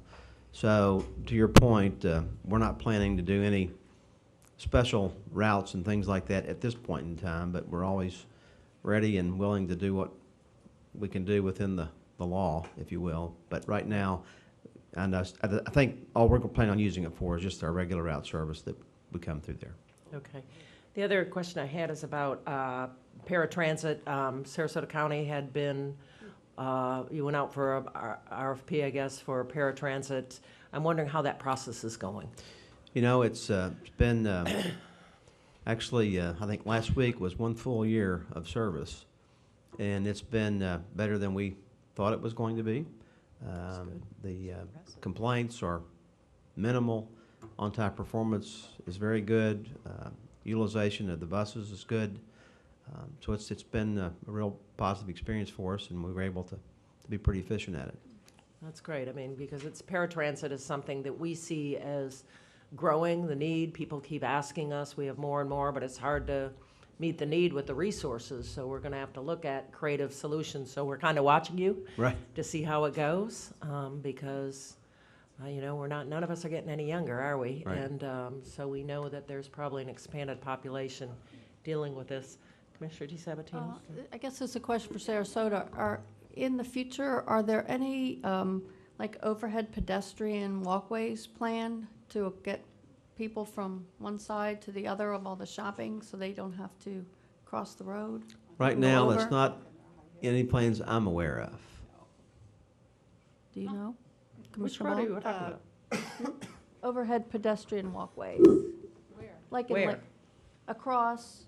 You're talking about Cooper- across Well, it's 75? Cooper Creek. What's Cooper Creek on this side called? The only one that I'm aware of, if, Madam Chair, if I may, I think SMR was working with Sarasota County on a crossover over 75, correct? That's the only one I'm aware No, of. I'm talking about pedestrian with, from one side of the shopping area to the others, to the UTC Oh, side I've and not back heard and forth. anything. I haven't heard anything about that. I've not heard of anything like that. Me either. Any other Sounds question? nice, though. Yeah, it'd be good. Any other question for our transit folks? No other questions? Good job. I think to the point of the current bus systems during the rowing facility, the traffic on our transit systems will mostly be local folks taking the buses to the rowing facility. All the visitors will probably be part of the traffic and hotel management that will be shuttling them around. So we expect probably some additional traffic from local residents taking a bus to the venue. Yeah, the reason I asked that is because she pointedly said the athletes. Right. And that's why I asked the question, and I probably should have asked her more specifically if it was restricted to the athletes, but that's what she said. So it led me to believe that perhaps visitors would not necessarily be taken care of. And that's why I thought, well, then people coming from all over the world come from places where transit is very, very commonly used. When So we were I might have missed that. when we were in other cities, the athletes and visitors were on the same buses. Okay, then that answers that. That's interesting. Yeah, we, fortunately, I attend all of the meetings, Okay. parking and transportation, so I keep my eyes and ears open quite a bit Okay. about that, because it concerns me. But for right now, yes, the residents that come here, if they can use our public transit buses, and both Manatee and us, and show up at the transfer station and get off and walk over. And visitors that come will be able to use the system that is being brought in, the private system, the visitors will be able to use that? I don't know that to be the answer. I know, like you said, Meredith has talked primarily about those buses that they're talking about for the athletes. Yeah, that's what And again, I don't know whether that means athletes and families, or whether that means the general public can get on. I'm not exactly certain about that. Okay. we But will someone find else that is out. coming up that may be able to answer that, maybe. I don't know. Dan, you have to go up to the microphone, state your name for the record. Dan the man. Dan Slant, Deputy County Administrator for Manatee County. It is the athletes and people who are involved with FISA, the World Rowing Organization, and those, the visitors themselves, the parents, the families, they have to provide their own transportation. And the athletes stay at a block of hotels that are pre-selected, and the transportation runs back and forth for them primarily. It's not for the visitors to the thing. But there's a lot of folks that kind of fall under that umbrella of having some official sanction. I think when we were in some of these other places, we were considered part of that official party. So for the most part, though, it's the athletes that get the transportation through the system. Okay. Commissioner Jeter. Generally, when we go to large conventions, you have the buses that go from hotel to hotel and back to the convention center. And so if you're staying in one of the suggested hotels and you're not an athlete, you can't get on those. Because when they talked about the buses, that's what I envisioned. It's going to drop off, at 5 different places. So regular people can't get on that? No, ma'am. The idea is that the buses are sized and the timings and all that are for the athletes and not for the visitors. It'd be nice if we had enough to be able to do that, but it's sized to do that. Right there with you, bud. Okay, well, I think I opened a can of worms there. So it's good to get these things out, to be able to discuss them, so. Might need to learn how to drive an Uber vehicle. Oh, gosh. We don't need it. Just take Uber. Yeah. All right. Any other questions for our transit folks? Okay, thank you for being here. I want to know, do you all want to take a break, or do you want to keep going? You want to just keep going? 5-minute break? All right, we're going to go ahead and keep going. The majority said we're just going to keep going, or at least people who spoke. Then next up, we have the update on the 800 megahertz public safety communication system project. Mr. Collins from Sarasota County. Commissioners, good afternoon. Rich Collins, for the record, Emergency Services Director for Sarasota County. And before I get into this, as co-chair for the operations side of the task force, if I could weigh in a little bit. So the bus system that's being provided by Game Day is specifically for the athletes and the coaches and the staff that are to get them back and forth to the venue. Additional transportation as far as bus routes or what needs to be looked at as part of the overall transportation plan is being looked at by that transportation committee to include what Rocky was talking about, what type of contingencies we may need to have and those types of things. So more will be coming out as the routes are now being set for the buses and where else we need to look at for other types of transportation, including things like Uber and folks that may bring rental cars and those types of things, staying in a home, not at a hotel, those types of things. So that is being looked at as part of the transportation. Just wanted to put that out there for everybody. Okay. Could I just vent for a minute then? Commissioner Jetert has a comment. Is this the venting portion of the meeting? Ours usually go all meetings, so please go ahead. I'm gonna leave now? No, you're ours. You have to stay. The expectations of the general public when they go to something like this is that they're going to, they don't expect to call Uber, frankly. Mm-hmm. They expect to be in a pod, waiting for a bus, look for a route, which sort of like when you go to Universal and you're looking for the boat that takes you to your hotel, so you don't get on the wrong boat. But we might as well open a complaint department in advance if you don't get the transportation right of getting people to the venue and back, especially if they went to the expense of purchasing a hotel. And I would agree with you that the transportation plan has to be inclusive of all the various modes of transportation that a family who, and having been at a world event, most of the hotels are specific to the rowers and their coaches, and family are in other places and meet them at the venue. And that entire process is being looked at to make sure that we've identified all the potential transportation routes. Madam Chair. Commissioner Smith. Thank you, Madam Chair. To Senator Dieter's point, that's why I was asking a question about the Florida Highway Patrol dealing with transportation. Certainly when you bring that many people into the area, they're looking for transportation from those designated hotels. Every convention event I've been to, there's designated pickup. FAC, for example, April, the 7 hotels they actually stay to, they're going to make sure you shut up there and pick you up. So certainly the hotels need to be coordination between those 26 hotels, that a bus or something will be taking people who were paying money to that hotel to get to the venue and back. Now we're talking about thousands of rental cars that are going to be on the highway to deal with this here, so the transportation is going to be key. To that point, I wish, I misunderstood when she was here. I should ask more questions, but if you don't have any way for these individuals to get to the location and they got to defend for themselves, we're going to have a bad taste left in the mouth of Manatee and Sarasota County. when they leave. That's got to be the number one priority. Absolutely. And it is a number one priority for the team. Having been at other events, transportation is the number one issue. And appreciate, as Meredith said, that was some very good points that will go back to our operations committee. Okay, well, I think that the reason I asked the transit folks that is because we know that they cannot provide a shuttle service. That's right. Our transit service cannot do that. So we had and I think it's the federal funding because that came up when we had the breast cancer paddle regatta. I was part of that, and transportation was a huge issue. But you had the school buses running because that was all we could get. And I say we, I'm not sure who we was. It was at that time, Benderson was actually running that event, I think. But it was a huge event, and transportation was a big issue. Commissioner Whitmore? Just one thing, I think what we're asking, we understand the athletes.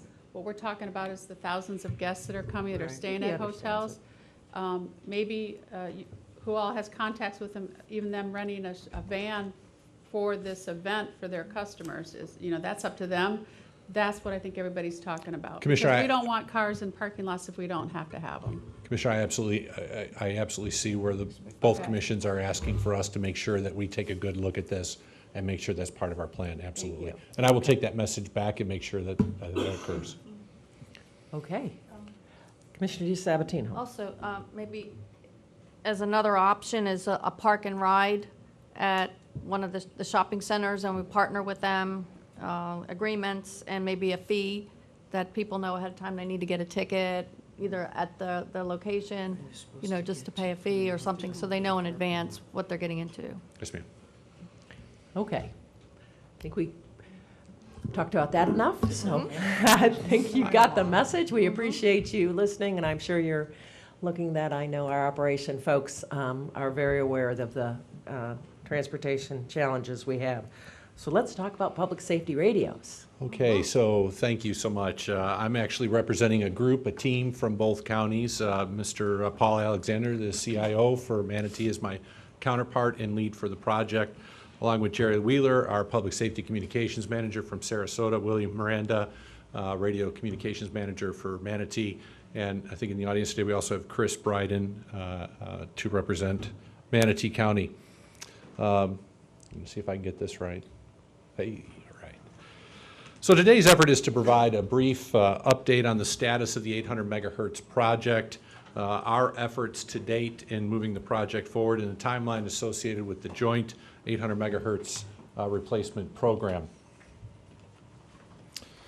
Again, as we continue to work together, this partnership proves to be an excellent vehicle for us to move this project forward.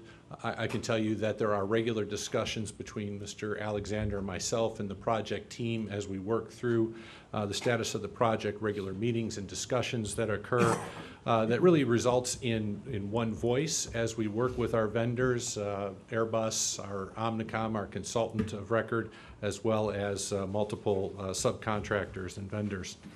What that does for us is allows for no miscommunication and one voice when we're talking with the vendor between the Airbus. So when we're talking with them, the same voice is being heard between both counties as we move the project forward.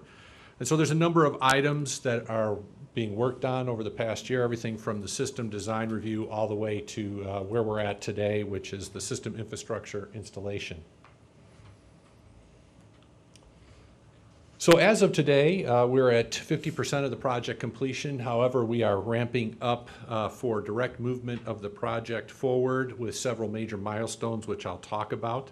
Some of the things that we've done to date, the factory acceptance testing, which included 3 phases. That was the microwave system that talks between towers, the radio system infrastructure, as well as the dispatch consoles. All of that has been viewed and tested by our project team with Airbus.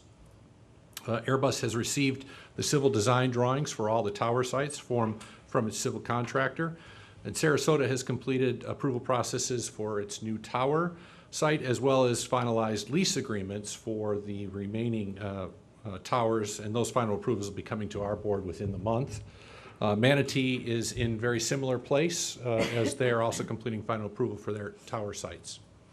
Airbus is in the process of delivering all of the equipment, including the microwave, radio infrastructure, and dispatch consoles that I talked about in preparation for the infrastructure installation. We have hired, or well, actually Airbus has hired the system administrator who will be on site and managing the system once the system is up and running, and will be an Airbus employee working for both counties once the system is up and running. We are prepared to move the project forward with civil construction. However, as the project team met into the fall and winter, we noticed a trend with the subcontractor regarding issues with several areas. One, the issuance of change orders, requests that were outside of the design parameter identified in the request for proposal, a lack of clear and consistent communication with the subcontractor, excessive cost increases that they were putting with those design changes, questions with management oversight, as well as issue with some of the quality of work and some of the prep work that was being done, just an overall lack of any sense of urgency with the project.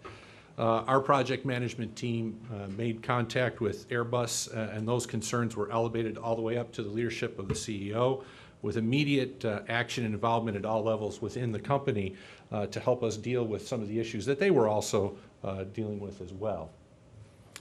So throughout the holidays and into January, Airbus implemented several initiatives to mitigate and issues and ensure project success. What were the issues? Where were the breakdowns occurring? Were they involved specifically with the subcontractor? How would we reduce those pressures? Where were those pressures coming from? Who was responsible in ensuring the civil work was completed appropriately? And then Airbus entered into negotiations with the subcontractor. And one of the big issues was ensuring the final completion of the design drawings, which that subcontractor was also responsible for. So the completion of the civil drawings occurred. And as a result, Airbus, with collaboration of the project team working with us, decided to sever the relationship with the subcontractor. They identified and have procured a new civil construction firm, Tower Systems, which has local offices and has done work with the counties. They did the infrastructure for our tower at the new EOC in Sarasota. And so they were prepared and continue to prepare to move forward. Our issue was two things. One, timing of the project as well as cost of the project. So as we work through these issues with Airbus, we've identified that moving with this new subcontractor does provide a delay to the program and the project. However, as we're beginning to see some of the new numbers come in with the contractor, we're seeing lower numbers than what we had received, so that will allow us to keep the budget within line and not have any budgetary pressures. So we continue to work that with them.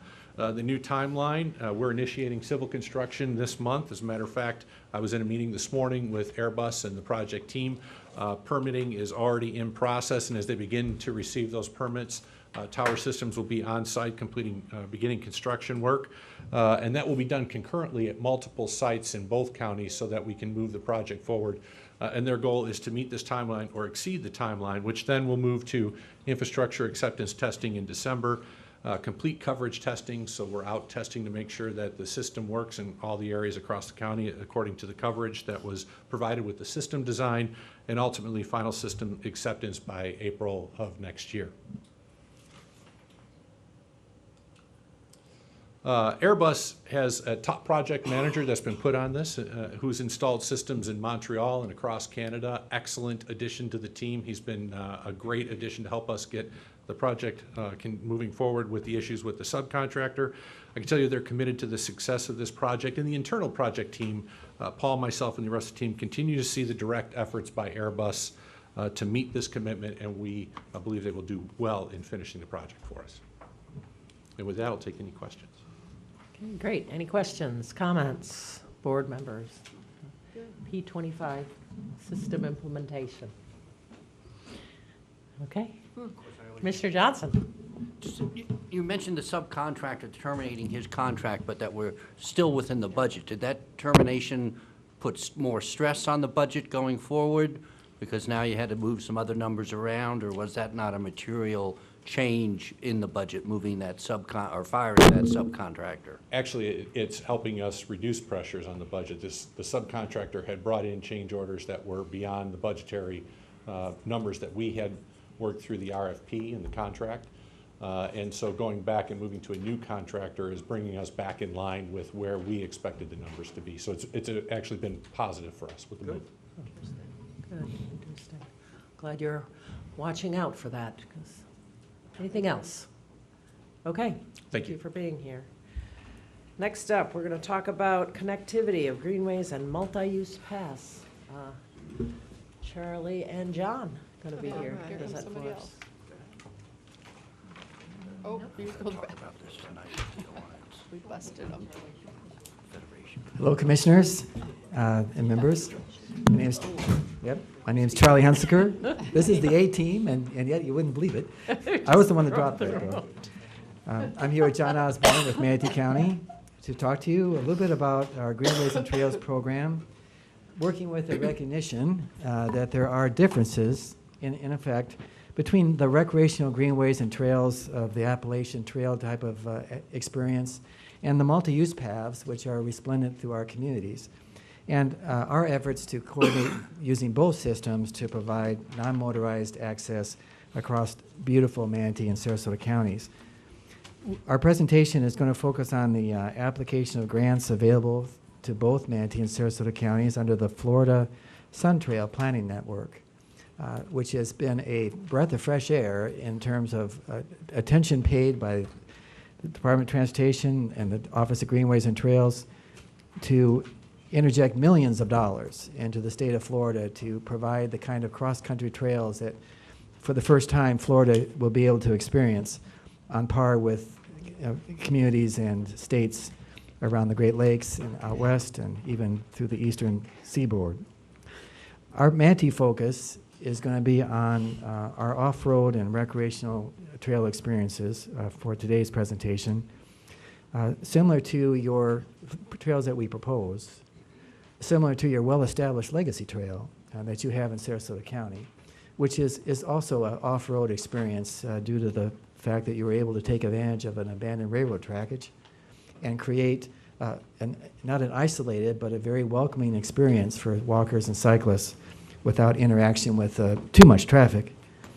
And we hope to talk to you today about the same experience we want to create, not having the benefit of an abandoned rail line, but having the benefit of substantial public ownership out there in eastern Manatee County, and for that matter, Sarasota, where we hope to connect 2 state parks, 6 state and county preserves, and over a trail alignment that's, I'm going to say, 90% in public ownership or public access rights through easements over natural gas lines and utility corridors.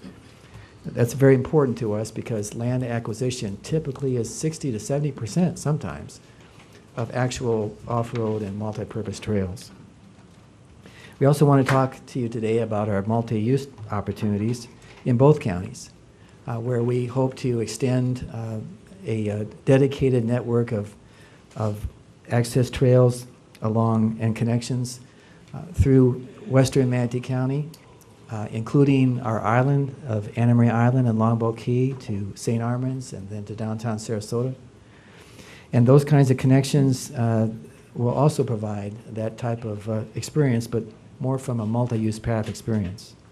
So I'll turn the presentation over to John Osborne, who is, and always has been, our trails expert in Manatee County, to try to walk us through some of those distinctions, and my colleague. Thanks, John. Thanks, Ron. Again, I'm John Osborne. I'm the Infrastructure and Strategic Planning Official for Manatee County. And just so we're on the same page, a lot of times we use the terms greenways and trails quite interchangeably. I know I slip up from time to time. I call them all kinds of things. You can see some of the common terms there: greenways, recreation trails, multi-use paths, shared use paths. It depends on where you're talking and what grant source you're looking at or what agency is discussing greenways and trails. You'll see a lot of these terms used. And for the most part, you can use them pretty much interchangeably. I think in FDOT, they stick with the shared youth path concept. But generally speaking, they're all pretty much talking about the same thing. Corridors to ride your bike, to walk, to rollerblade, to get to use non-motorized transportation to get from place to place. A great example is there not only the Legacy Trail in Sarasota County, but there's a picture there of the Pinellas Trail where I grew up. When I was a young person, that trail opened up in Seminole, and it really changed Pinellas County and the makeup of Pinellas. I rode my bike to work on that trail to Pinellas County government many days, and it was a great asset for not just being a recreational component, but also being a way to get around. But greenways and trails can be an important thing also for our communities as we're learning. I'm sure Sarasota County has learned a lot from the Legacy Trail. But the most common thing that I want for the public to know is we're not talking about bicycle lanes or sidewalks necessarily. We're talking about a shared use path, a much wider facility that accommodates multiple users, non-motorized users. So for Manatee County purposes, we try to use a couple different terms. And one is recreational greenway trail. And with that, we're talking about just like your Legacy Trail, a limited access corridor, almost like a linear park, which you can get out and ride and not worry about cars coming across your path every 100 feet. You have a nice long distance to ride. It's very calm, it's very peaceful. Few crossings of roads and driveways. Another thing we're talking about in the presentation is the multi-use path or shared use path. And these will occur actually next to roads, next to road rights of way. Whoops, wrong button. So you can see the green arrow there on the slideshow. So you'll have a path next to the road where cyclists and pedestrians, there's enough room to walk and get around. Now, by state definition, those have to be within 10 to 12 feet wide. Wide is a normal vehicle travel lane. Now, in some instances, if it's a slower area for automobile traffic, you could make it 8 foot, but that's limited circumstances by the state regulations. So you think of 10 to 12 feet next to a road. And keep that in mind when we're starting to talk about potential places for these to go, because there's like a little bit of a scalability there when you think about it. It's not something you'd go put inside of a neighborhood in people's front yards, obviously, this type of path that wide. Sidewalk is great, a 5 foot wide sidewalk, and maybe a bike lane out front. It's a thoroughfare through the neighborhood, but a multi-use path, maybe something more scalable to more of like a thoroughfare type facility. Now, back in 2002, we actually had a lot of conversations with Sarasota County. This is a really rough-looking map back then. That's what GIS technology looked like, and that was great back in 2002. But we actually talked to Sarasota County about a few different connections for our greenways and trail systems. The first one is actually over at the USF Crosley area. If you're going to looking at that neighborhood south of the Crosley and USF, there's a couple roads there, Edwards and Upland Road. And actually we built not too long ago a little greenway trail connection, so students from Ringling and New College could ride their bikes or walk up to USF in the Crosley area without getting on US 41. You can do that today. I encourage you to check that out. It's a pretty neat little trail. That's there. The other segment we're looking at coordinating is the Gateway Greenway, which is actually, it's that middle line. I don't see my little red dot working here, but it's actually that middle red line on the map. And that's what Charlie Hunsaker was talking about. That corridor is actually, it's a platted corridor. It's been in existence since about the 1920s. And the county owns it. And actually, we could take that line to Lake Manatee State Park and Rye Wilderness Park, and then northeast through a gas line transmission easement all the way up to 62, then back up northwest to north through the Florida Power and Light properties and connect to Hillsborough County. And that is mostly owned outright by public holdings or the availability to use that property. And Charlie has done a helmsman's job of getting that alignment set in stone, but also keeping the dream alive all these years as well. The last one, the connection point, is down by Mayaca River State Park in the north there.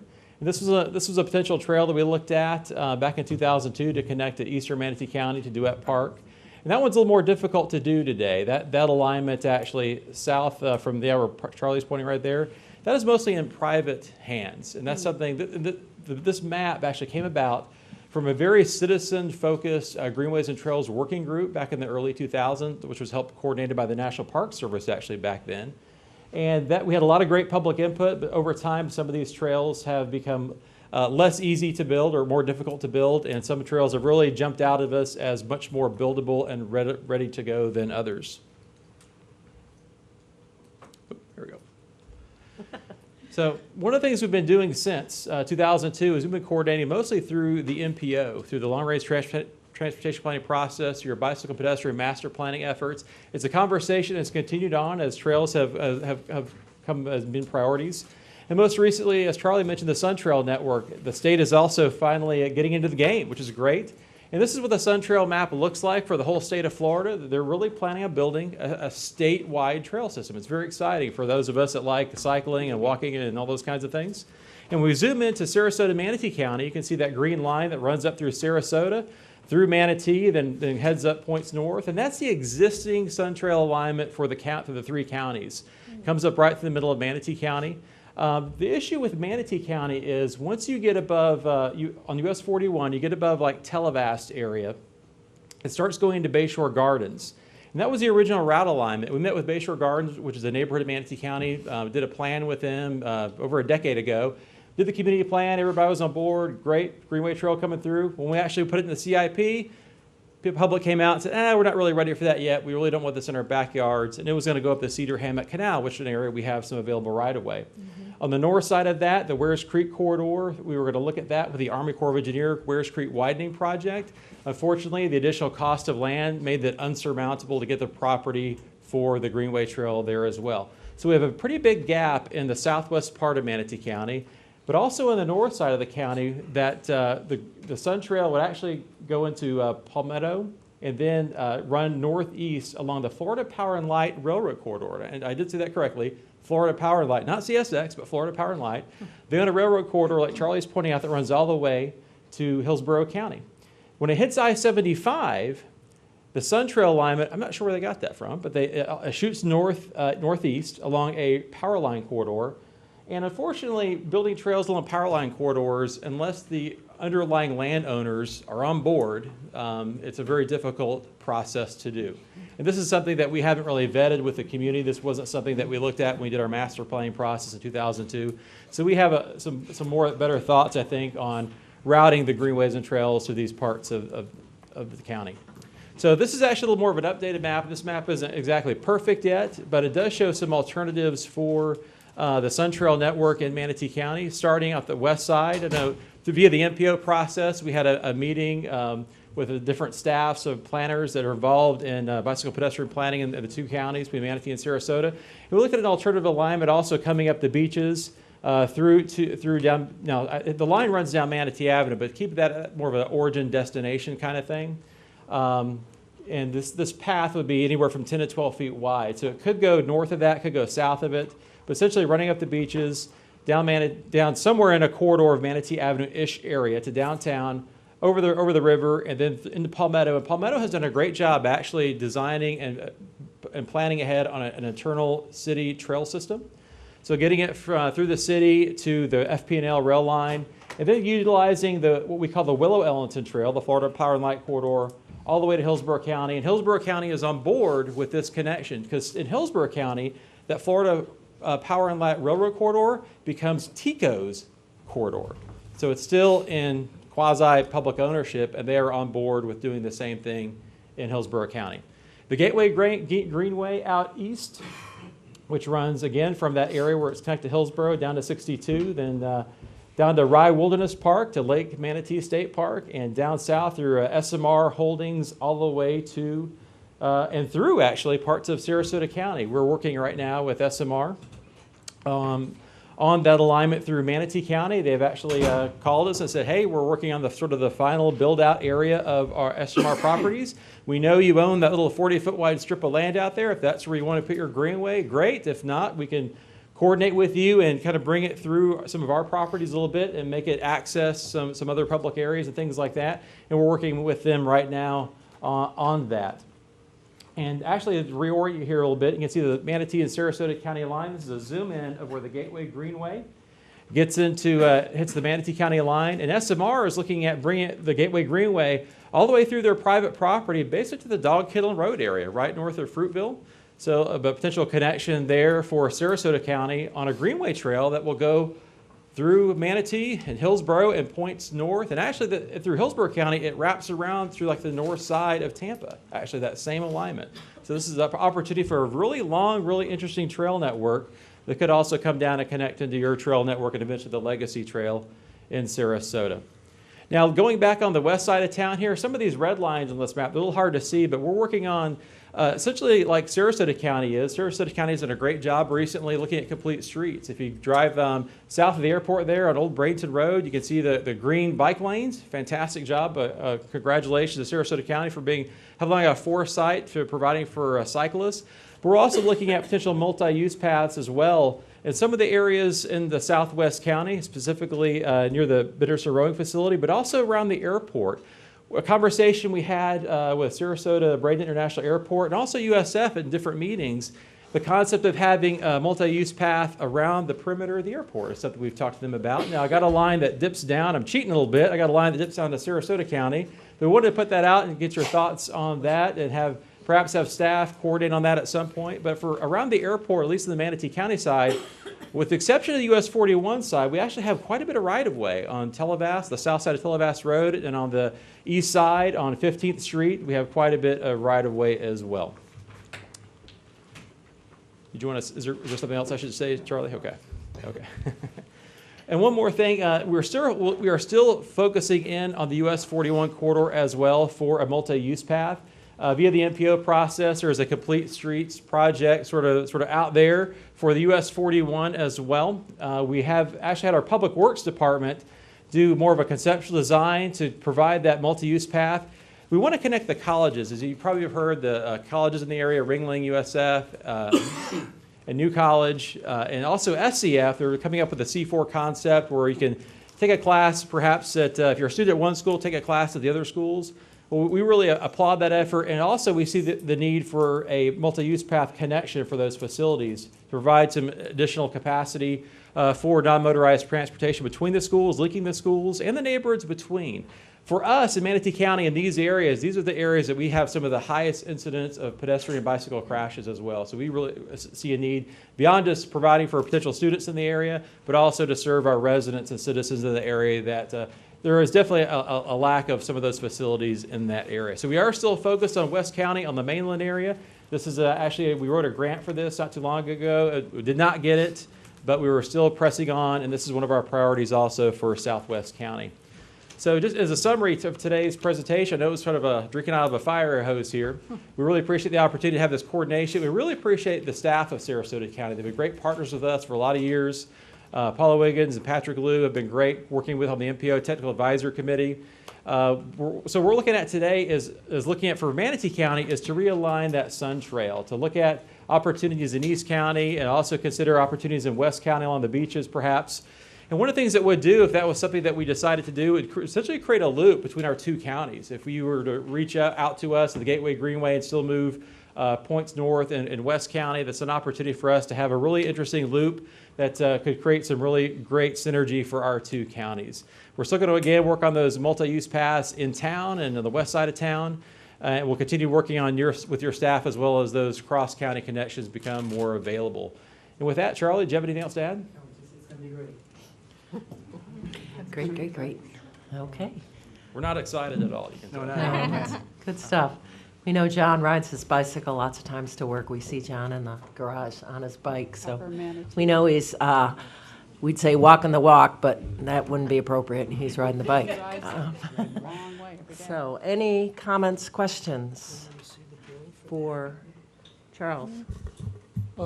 It's a wonderful presentation. You know, this is one of the biggest things that I like seeing, you know, when you deal with trails and everything and stuff, being an avid jogger and like riding bicycles and things myself. But have we really talked about the width of the sidewalks and things like that? Are we going to make sure the width is 10, 12 feet and not just the 4 or 5 feet when we start putting this trail? Yes, sir.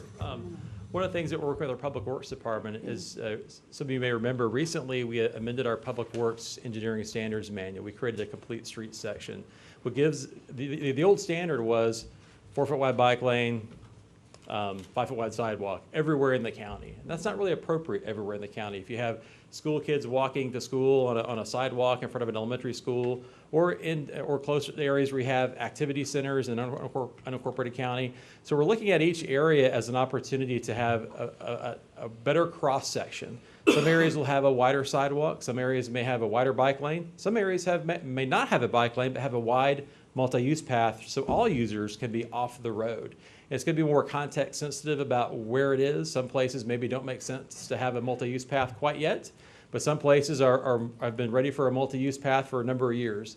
So there's guidance in that document that provides more information about where is it appropriate and how and why. But yes, to answer your question, we are looking at that. Some of these projects that are actually in our infrastructure sales tax list, for example, that are sidewalk projects, some of those may be wider than 5 feet. Some of those may be a multi-use path. It just depends upon who's around, what's around, what opportunities are there to serve cyclists and pedestrians the best.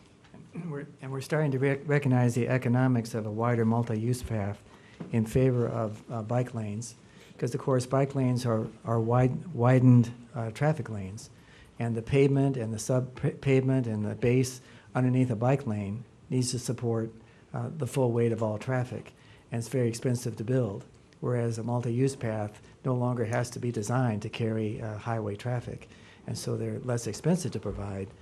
While they require more right-of-way, there's a trade-off, but building bike lanes over functioning roadways is an expensive proposition.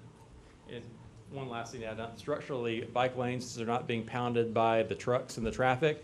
They washboard. So when you're riding this great, nice, good-looking bike lane, it's like you're riding over a washboard effect, or like an old dirt road or sand road. They do that sooner than the asphalt does run underneath the car. So there's an issue there with you provide them, you build them great, but sometimes they're less usable because of that washboarding effect. The last follow-up question, I can see Pinellas County, St. Petersburg got way ahead of the game. If you go across that Skyway and see how they've done their path and everything, and the sidewalks and everything you're talking about for us the future, I mean, they're basically set. If you go downtown St. Petersburg, you start to see the same thing. So certainly if we can get more family-orientated people to get out there, and even the elderly and handicapped, they talked to me also about the ability for them to get on there on their scooters and just ride, wheelchair assessment, things like that, with family members pushing them. So I like what I see here. I hope the plan comes forward and move on with years to come, because I'm desperately pushing for those issues to move forward. Thank you, Madam Chair. And we certainly want to compliment the Sarasota County Commission, who made the priority statement in acquiring that right-of-way for Legacy Trail. It's a great start, and from that, we've had our residents say, why not? And we're ready to answer that call. Commissioner Mayo. John, one quick question. When you use a multi-path trail, is it also a case that it's de minimis and you don't have to provide stormwater attenuation, or do you have to still provide it? My understanding, it's like a little tiny road. It's the same permitting process, same everything. But it's usually accomplished with a very shallow, dry swale. Okay. And doesn't require piping or anything of that nature. But a little bit of grass greenway on the right-hand side, and you're done. You're done. Okay, thank you. That's great. And I think some of you might have attended the Sun Trail discussion that was hosted by T. Barta down in Venice. I know I did, sat through all of the discussion. And really, like you said, Charlie, the exciting thing is the possible funding opportunities, and working together and needing to have a plan that we can implement is going to be very important. So I'm glad to see this plan. It's actually the first time we've seen it, but we've got to have a plan in order to get the funding, and we know that.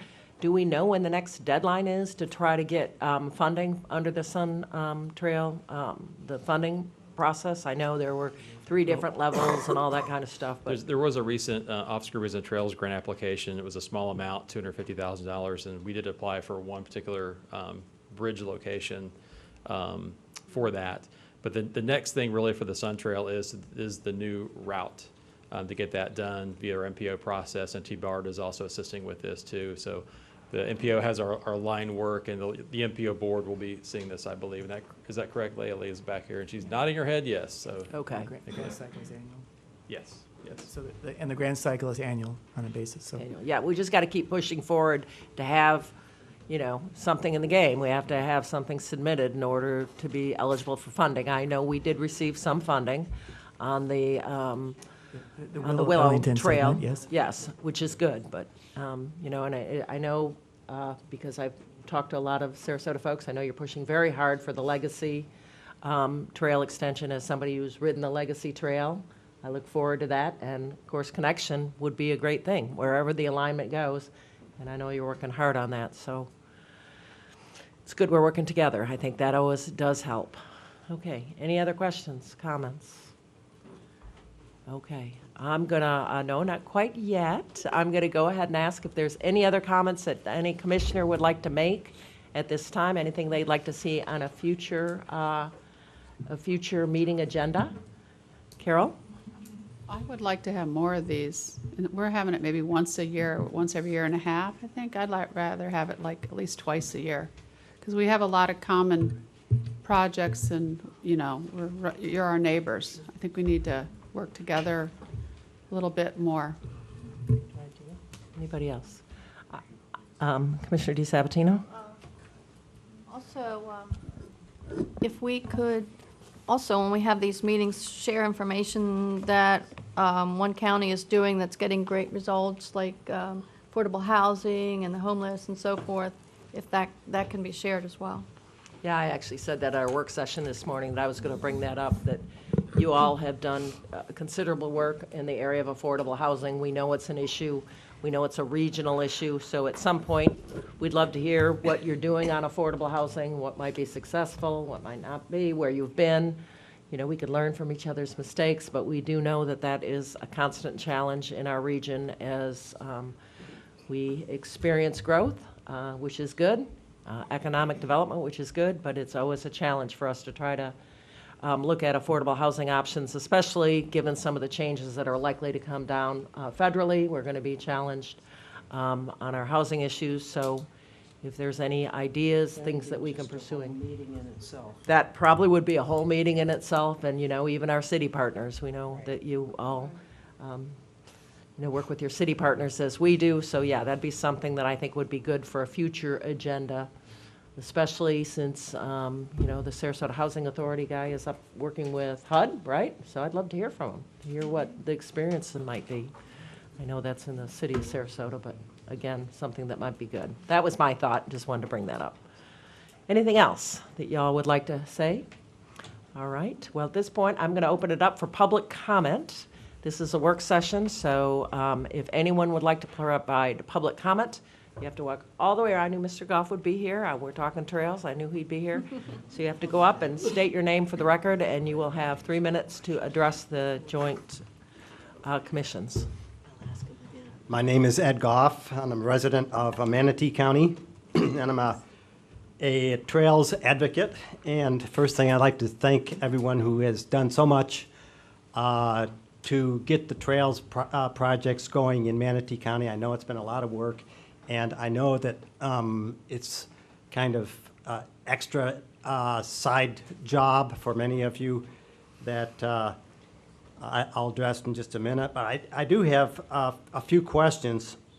First, I'm wondering why we are using a 2002 study when there was a study done in late 2013 by Jacobs Engineering that about our trails and multi-use pathways, and which became part of the MPO master plan.